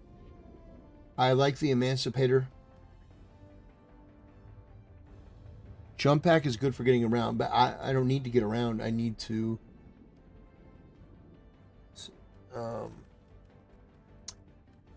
And yeah, I'll take one of these, and we'll do that one. Health up. Yeah, so I don't need to jump around. Like the jump pack is great and all, but what I really need is I need the support pack to arm the grenade launcher. The grenade launcher is good. I like it. It's easy to use, except for I blew myself up last time. Mute the nerds with the open mics. Oh man. Let's go.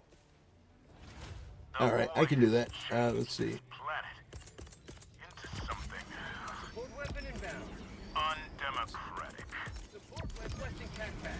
All right.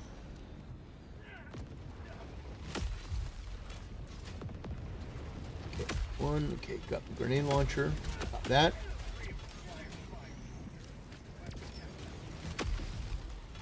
If I recall, this one is very difficult. So, if I recall correctly, this one is extremely difficult. So, I'm going to follow G1 here. Yeah, I'm definitely going to follow... Oh, man.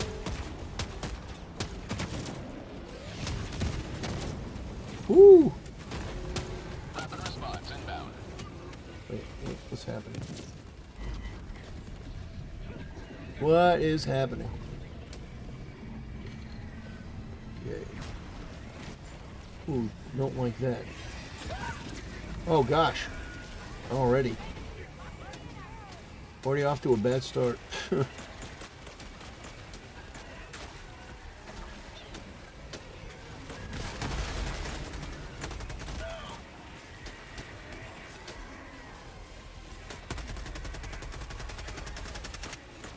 All right.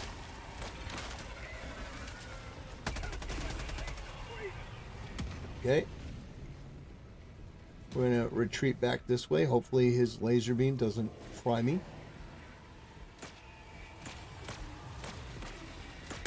Tactical asset near your position. Hopefully his doesn't fly me.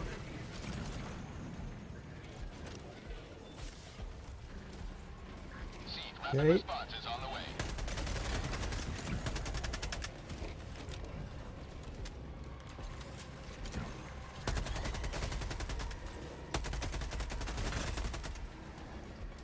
Where?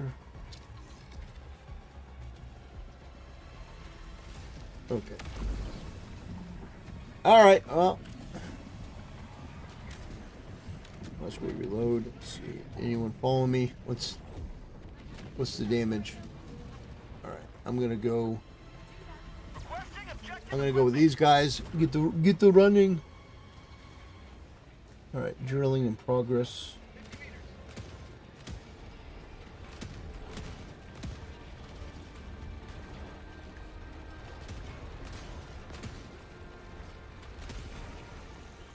Oh, there's one of ours.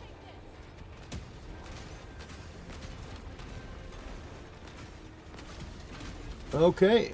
Does it have like a progress meter? It's pumping in progress. So you just oh gosh. What the hell? What happened?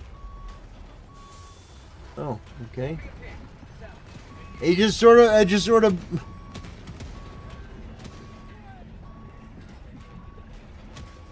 I'm slowed apparently.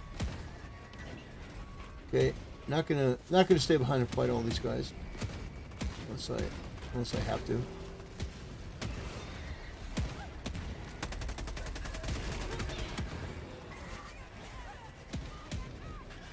Okay, I think I got it.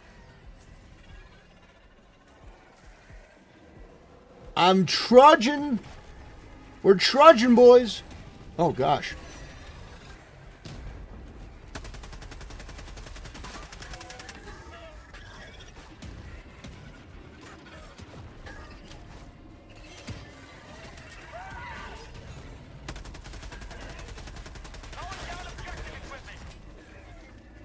Okay.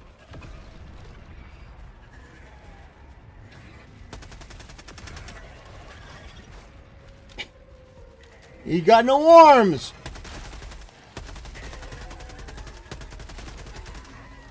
Damn it. They have no arms.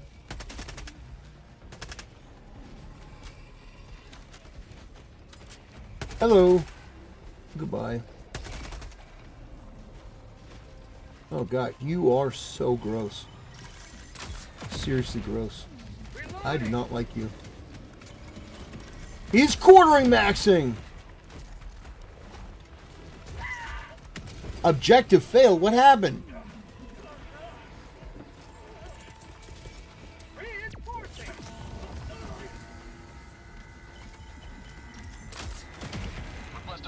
What happened?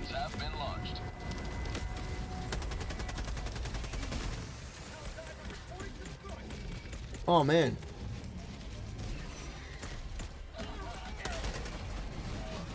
Okay, what the fuck? Yeah, bitch. Okay, Orbital inbound. alright.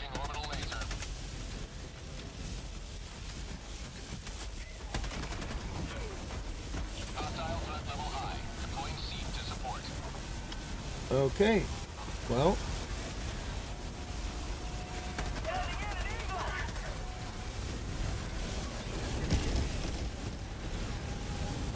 Oh man, alright.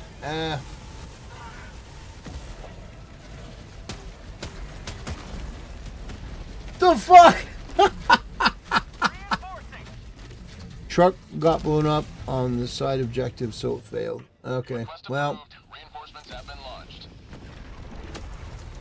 Damn. Democracy has landed. Let's see.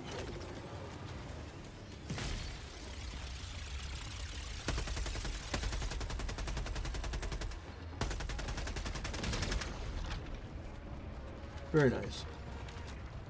Rare sample acquired. Very nice. Sample collected.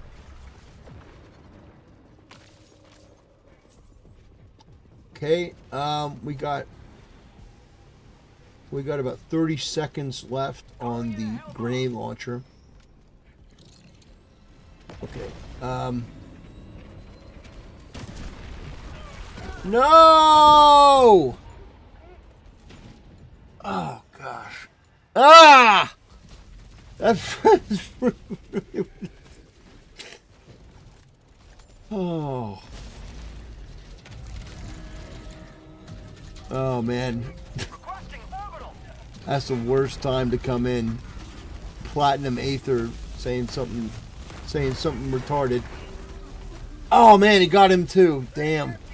That's brutal. That's brutal. He got him.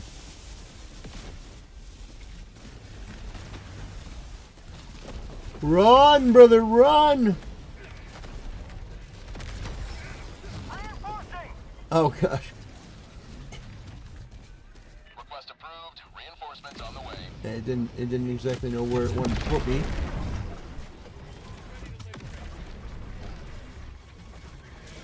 Okay.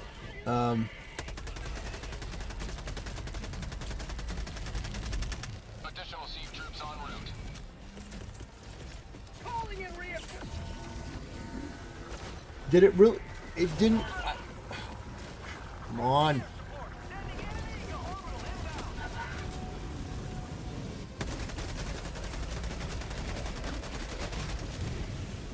Come on.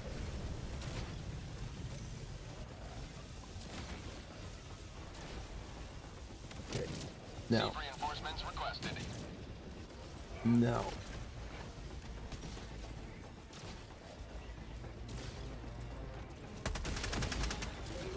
Perfect.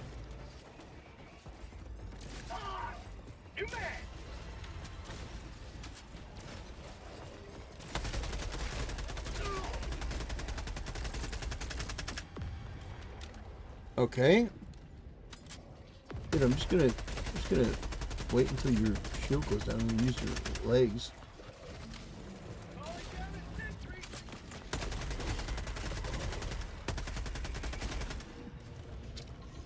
Okay.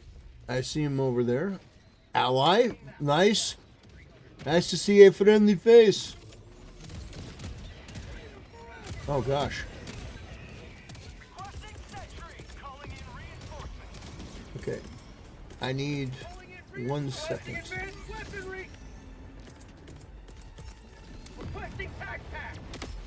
Oh, is he gonna put it up there? No. No, it's... Oh, thank goodness. Thank goodness. Oh, man. That would have been bad. That would have been very bad.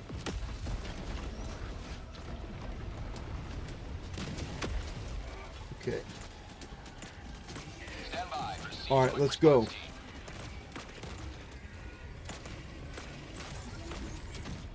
go for it. All right. Get it. Hello, buddy.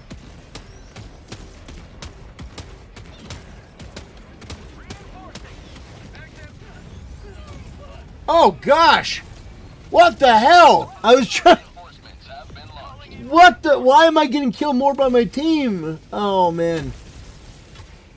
I was trying to be stealth, come out from the rear, but apparently they didn't like that. They didn't like that at all. Oh my gosh.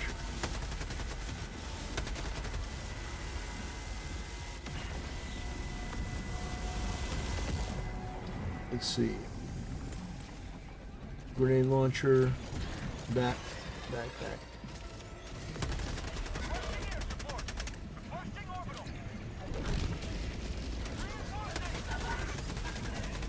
Sweet liberty.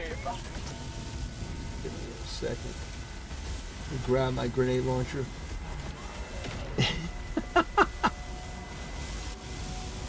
You got it.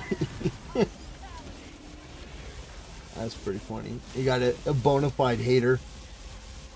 You got a bona fide. I don't know what flavor of homosexual this guy is in chat. Platinum Aether is probably the gayest name I've heard all day. Let's see. So where are we going, boys?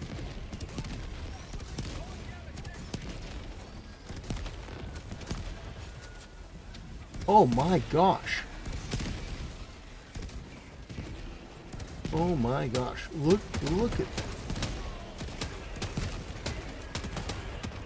Look at that. Holy heck.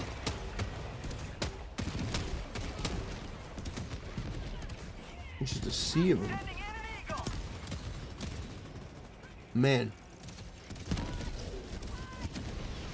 I have a feeling that all you guys come from the same sort of area of the internet. But let me find the rest of them. But I need to get this. Very nice. Very nice.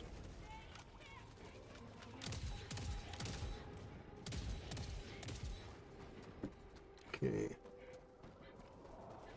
Let's go this way.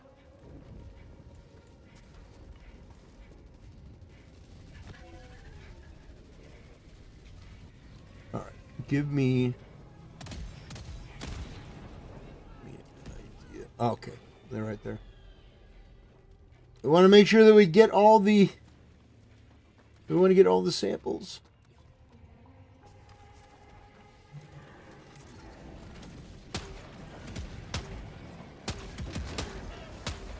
On the way.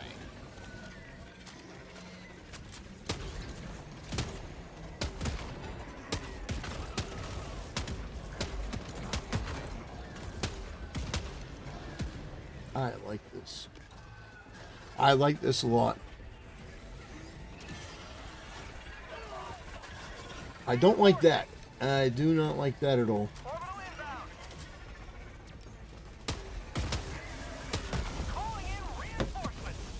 Oh no!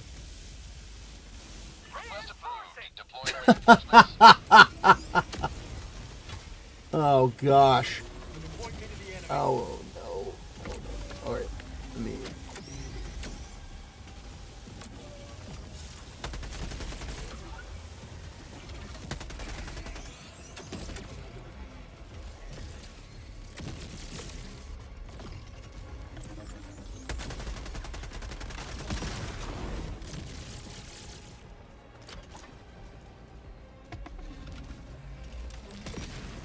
Is it gonna make it through?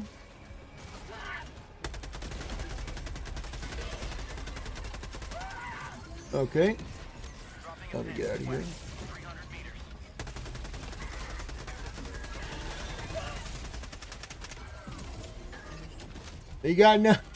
You got no hands, boy.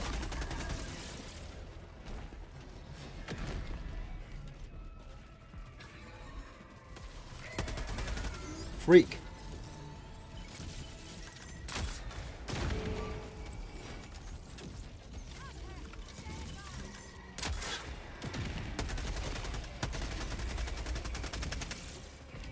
All right, there's a few too many of them coming my way. All right, so where are we going? Where my stuff seems to be up here. Pretty nice.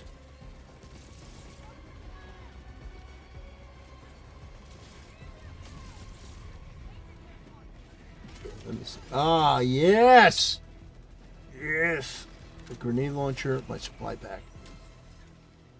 Alright, guys, it's time to call in the Megazord. It's time to call in the Megazord. We're calling in the big guns.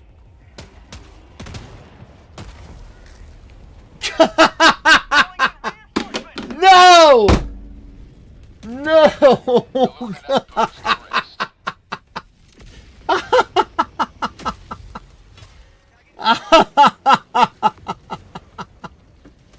Oh, man. Oh, gosh.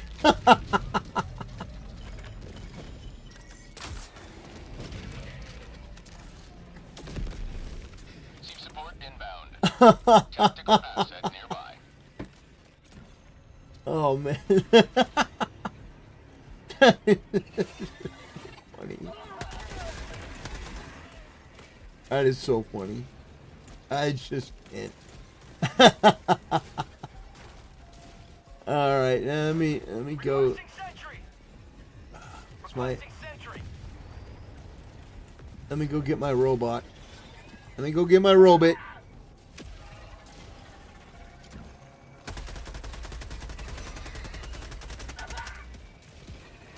Let me go run. Let me go get my robot. Let me.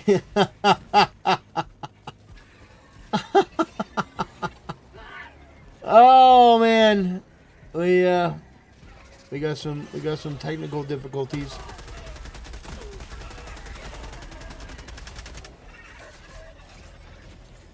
All right, we hit and we run. No, it's still there. I see it on my map.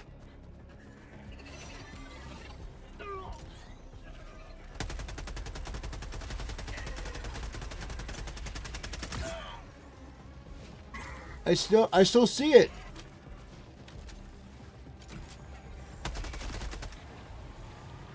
No, it's not gone. Don't say that.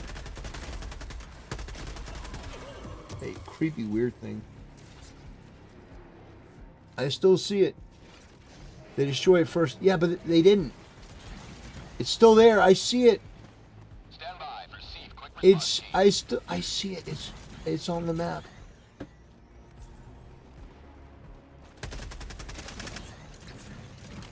Liberty dispensed.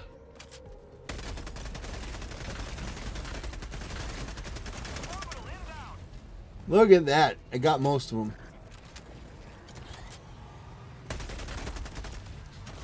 All right. Let's see. If it's not there, I'm going to be pissed. I am going to... It's still there! Yes! Yeah, it's my machine! It's in good shape! Oh, man! Yeah! Yeah, boy! Look at that! It's still there! Yeah! Woo!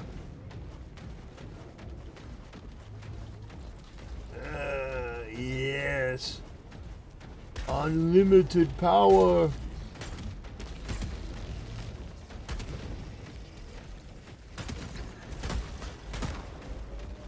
Come here. Hey, you. Come here. Come here. Freak. You and your gross ball sack. Gotcha.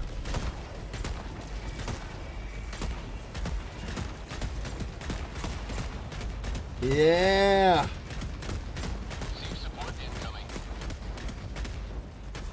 Huh? Huh? How you like that, huh? You should have destroyed my thing when you had the chance.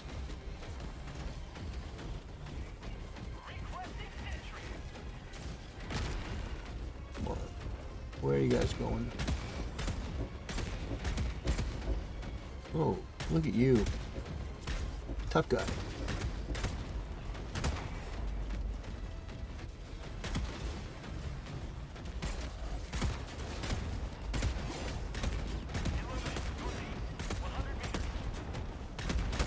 Let me see. Let me try to hit your legs.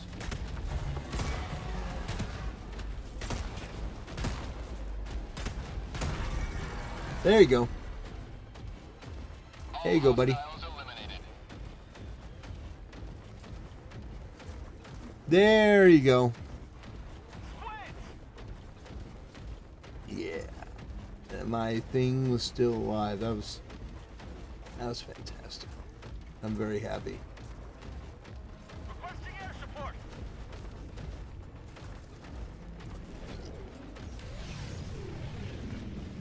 Requesting air support. We got your back, Helldiver. Napalm. Dropping package. Rapid response inbound. Heavy.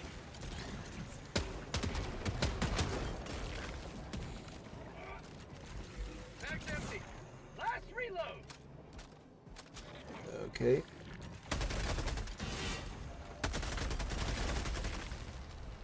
Okay, you got. New mag. What's this one? Smoke? I don't need smoke. Requesting orbital. Chief backup en route to your position. Explosive. Dropping package. Okay, so that's 2. Okay, you got 2. I need more. That's mini nuke. I like that.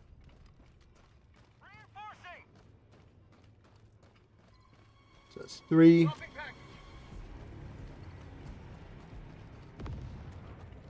That's 4.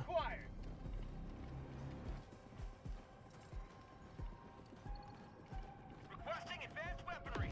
Dropping package. You got 3, 4, and then last one. Smoke. Package acquired. Dropping package. Okay. Hostile threat level You have high. ignited the torch to support liberty. Extraction awaits. Package acquired. Dropping package.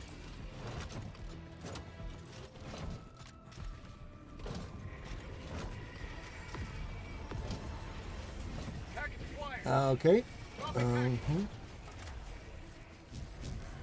Engaging terminal.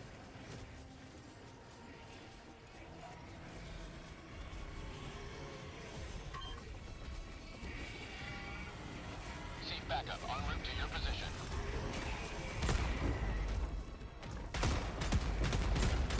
Dropping a pin. Northwest.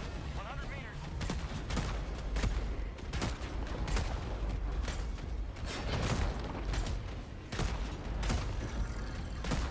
Okay.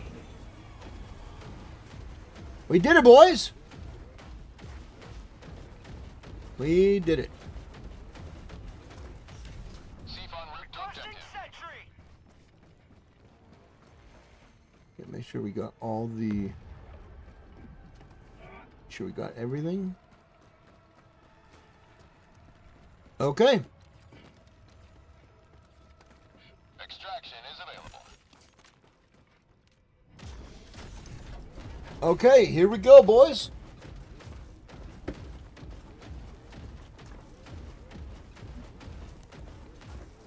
So there's 2 extractions. I don't like that they didn't get the. I don't like they didn't get the samples. I don't like that they didn't get the samples up there, but D4, get the samples. No. If you can't get it, then don't worry about it. But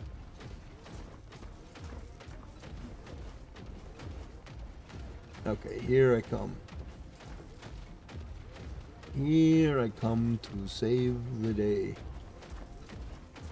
I mean, isn't that amazing? They didn't blow it up. T-minus 2 minutes and 30 seconds.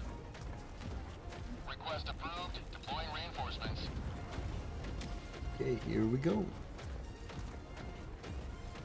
I still got nearly 1 good arm of weaponry and supplies. Okay. I'm gonna get out. I'm gonna resupply. Oh, and I get a sample. Got a sample. Very nice. Very nice. Okay, here we come. Oh, D4 got the sample. Let's go. Yeah. All right, I'll make sure that nobody leaves without us. We need that sample. ETA T-minus 1 minute and 30 seconds. All right, here we go. Here we go.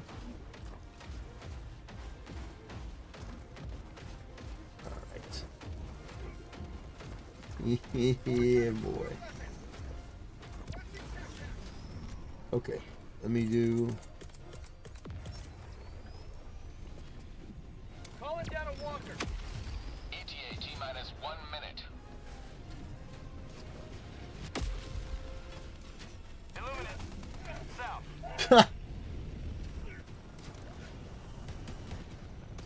Calling down a sentry. See reinforcements on the way. Requesting sentry.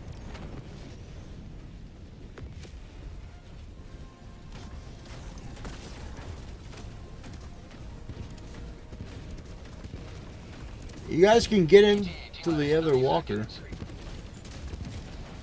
But I don't really see any enemies. Oh, there they are. ETA T-minus 20 seconds.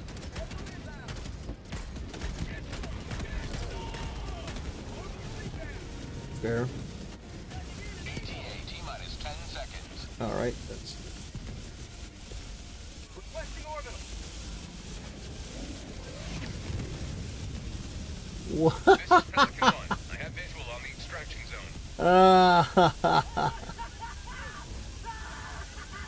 D4 taking one of the walkers. Let's go. That's beautiful. Oh gosh. Countdown initiated. Stand by for takeoff. Request approved. Reinforcements on the way. What happened? Anyway, we did it. We did it. I'm so happy to show you the new drip. You have proven beyond doubt the mettle of the Helldivers.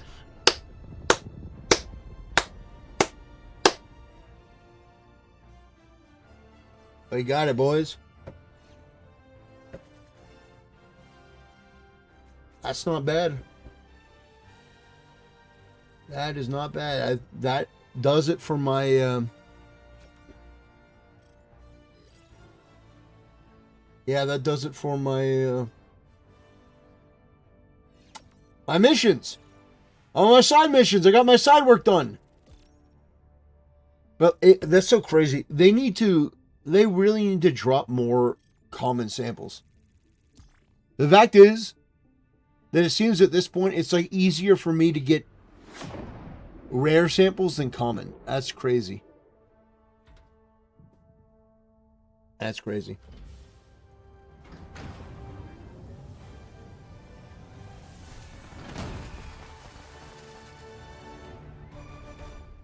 All right.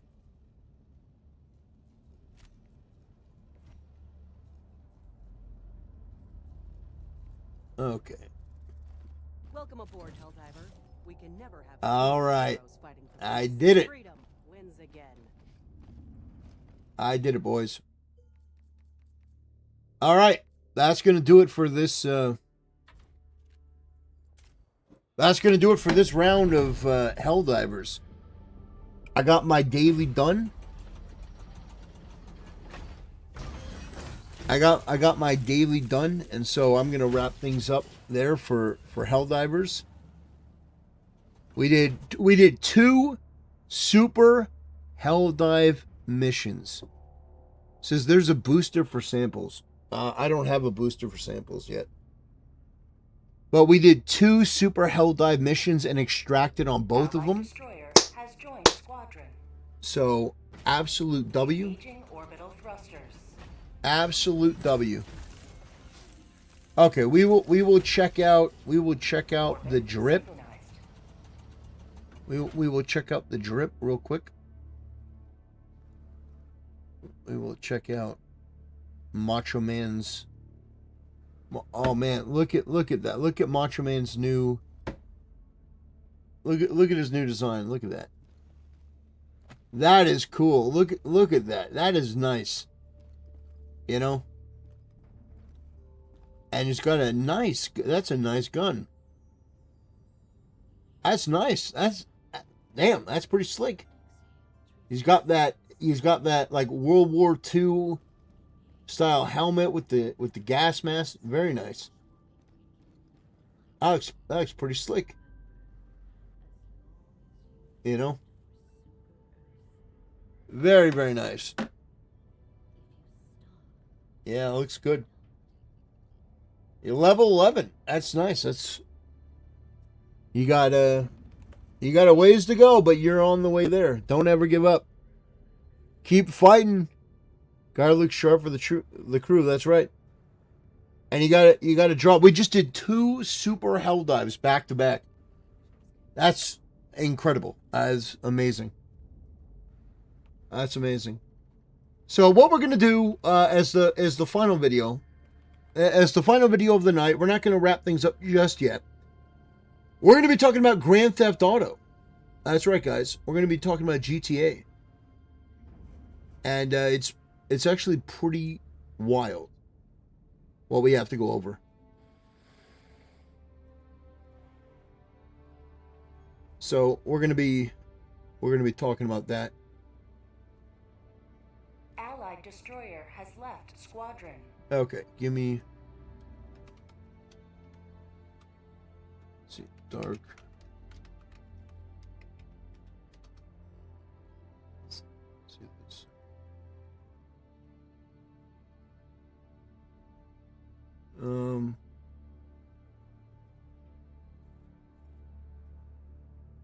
Oh man, what a bunch of bitches IGN is.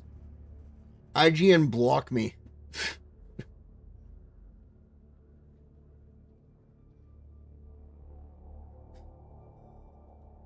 Oh gosh.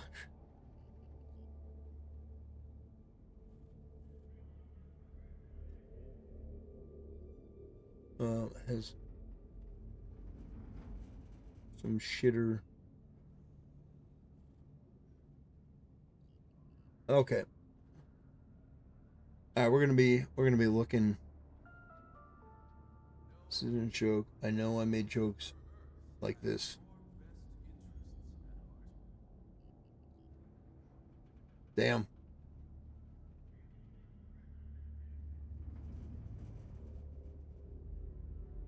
Give me.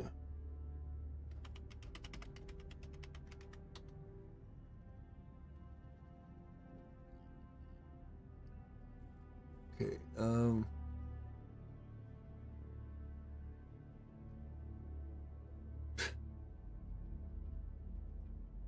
Oh my gosh. All right. So yeah, I got all that stuff there.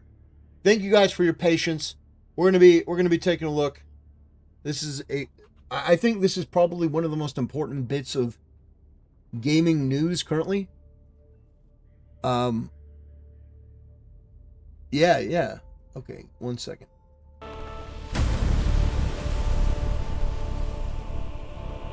Brothers, right now we have what is potentially one of the biggest leaks in video game history going on.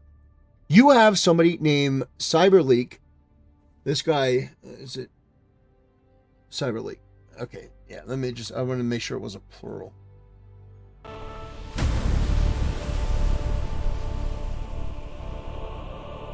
Brothers, currently we have one of the biggest leaks in video game history going on. There is a person named CyberLeak that has come out and said that they have a complete build of Grand Theft Auto 6. And they have been leaking different bits of information about the game over the last couple days. And this has not just been some incidental background thing. The price of the stock of Take-Two, like Rockstar, going down. Okay, all right.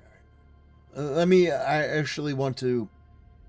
Damn, I thought I had the stat. Come on. Come on. Amateur hour. Amateur hour. Let's see. Come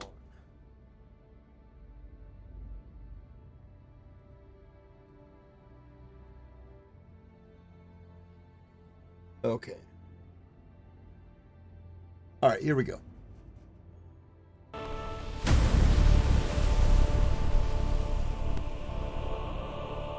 Brothers, currently we are dealing with one of the biggest leaks in video game history. You have an individual named CyberLeak that says that they have a full build of Grand Theft Auto 6, and to verify that they actually do have it, they've been leaking different bits of information. Now, this is not just something that's tangential, it's a background issue. No, this has been absolutely massive. In fact, Take-Two has lost $2.8 billion of market value in the last couple days. And so what I want to show you real quick is, first of all, we're going to take a look. We're going to, bypass Helldivers too. We're going to be taking a look at the stock. We got Take-Two Interactive Software. This is just in the past 5 days. They're down 2.40%. And that is absolutely massive considering how big this company is. So you have them losing nearly 3% value of their company after these leaks. And so what we're going to be looking at today is the ramifications of really what... Hold on. Give me 1 second. Give me 1 second.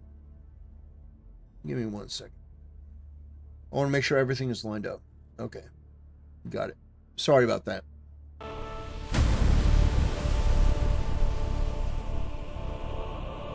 Brothers, we're going to be talking about one of the biggest leaks in gaming right now, maybe potentially of all time, which is around Grand Theft Auto 6.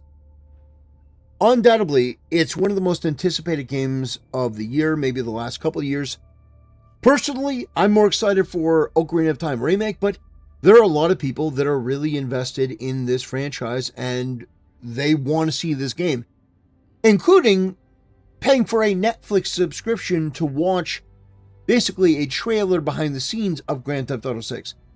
There are a lot of people that really, really want this game, and there is a hunger and there's a fever for it, and you can feel it anytime you talk about gaming. Grand Theft Auto 6, because it's so close to launch, it's going to be palpable, it's going to be right there. But there's a needle in the paw. There's a... All right. I may do this offline if I can't get the flow right. I don't know. We sometimes we have to do multiple takes. I usually do it in one take, but I don't know. I guess after I'm so pumped up on playing Helldivers 2, all right. I'm gonna give it one more shot.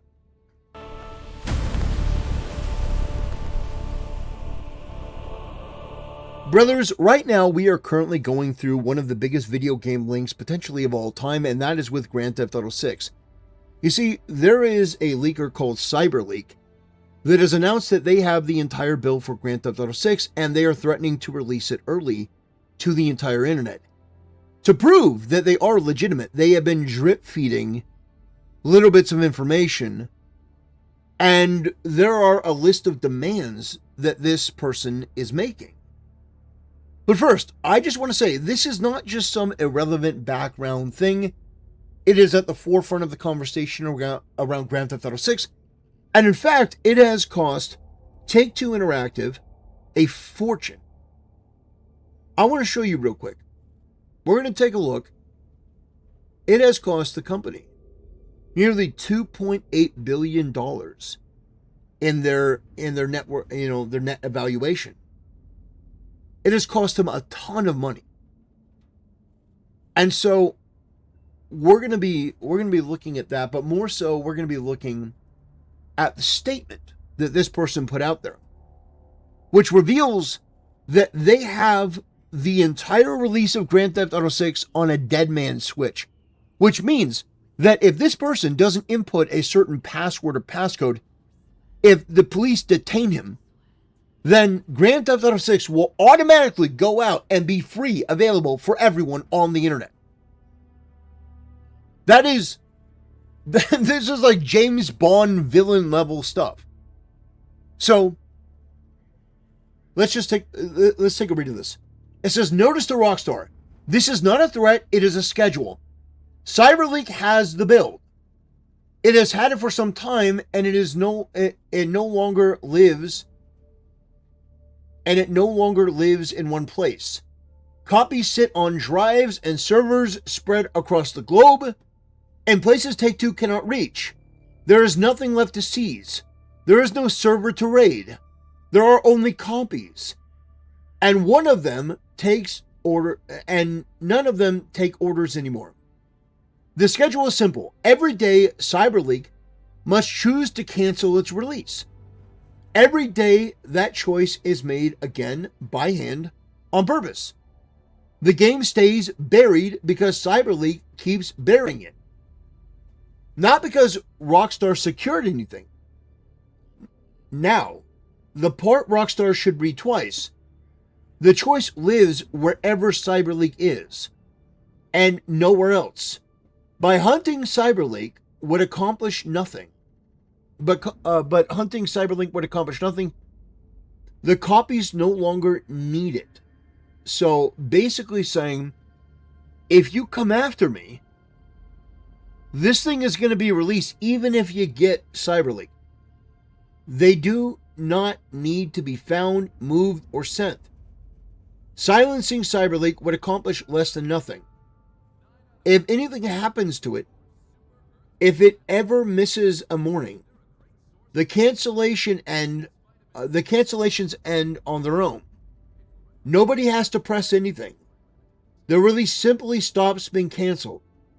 And within days, GTA 6 will be running on the personal computers of millions of gamers across the globe.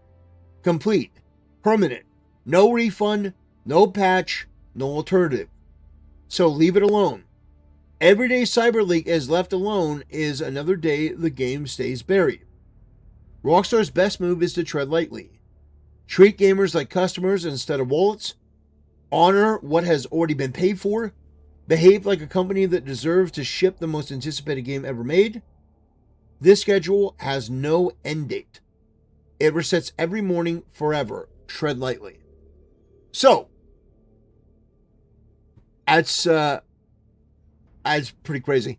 But he says he has the complete build. There are people that say, well, maybe it's an incomplete build. But I think it's pretty clear. It's pretty clear that he has the complete build. And you know why I say that? Because the way that Rockstar is treating this, they are going scorched earth. So let's talk about Dark Viper AU for a second.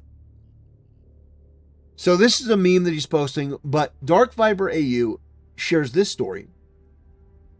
Take-Two has filed multiple subpoenas seeking info to catch the GTA 6 leaker.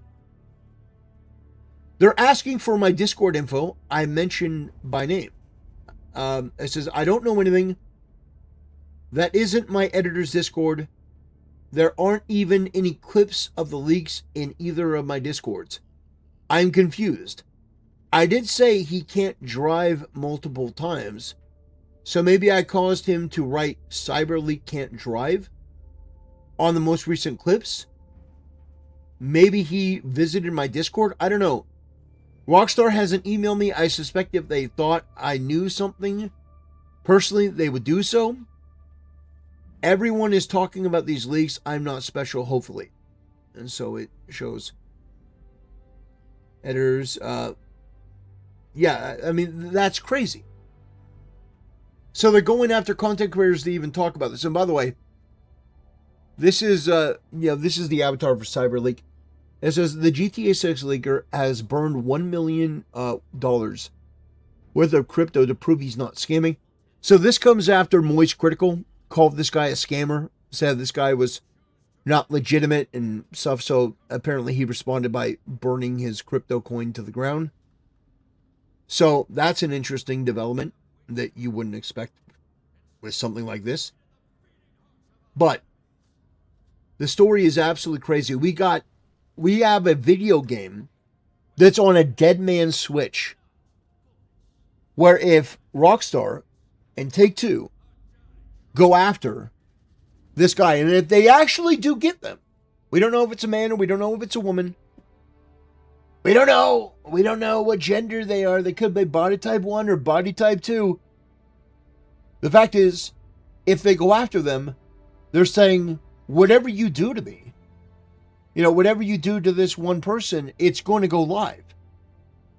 And that means that millions of people are going to be able to get this game. So, that would be devastating for Rockstar. Obviously, it goes without saying, but that would be absolutely devastating for Rockstar. They put about $1 billion into this game.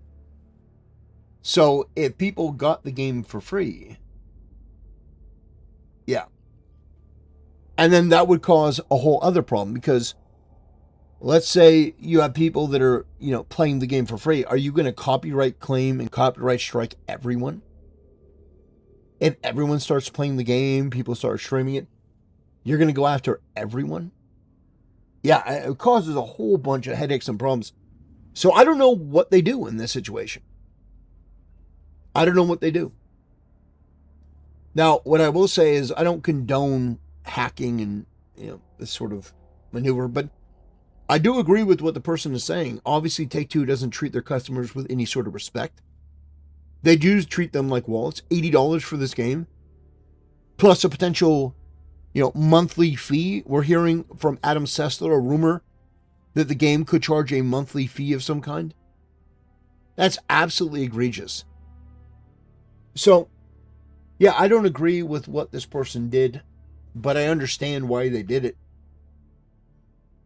So, we will see what comes of this. But the fact is that people have seen footage from Grand Theft Auto 6. They've seen the way that the game plays, they've seen the male, and they've seen the female. And allegedly, rumors are that this person has seen the ending.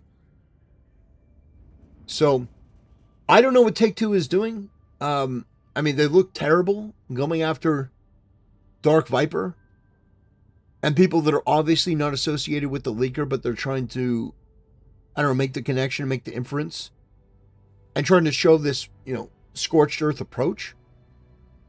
But honestly, I don't know. It just makes them look bad. Anyway, I just wanted to bring that to your attention.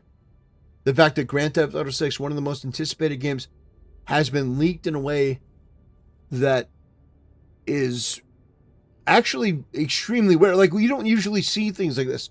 You don't see like a James Bond movie in the, video game industry where it's like, man, give in to my demands, see, or we're going to launch the Doomsday device. And, it's like Grand Theft Auto Doomsday. That is the Doomsday scenario where you release the game on free, for free on the internet for everyone to play, everyone to see.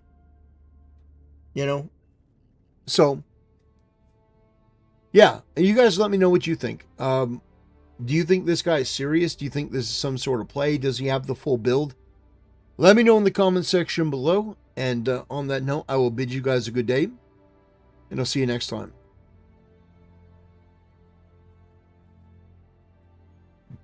Okay, let me upload that real quick.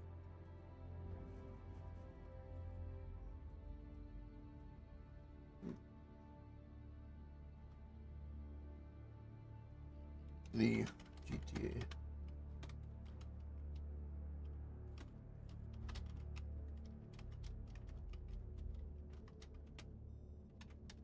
Dead man.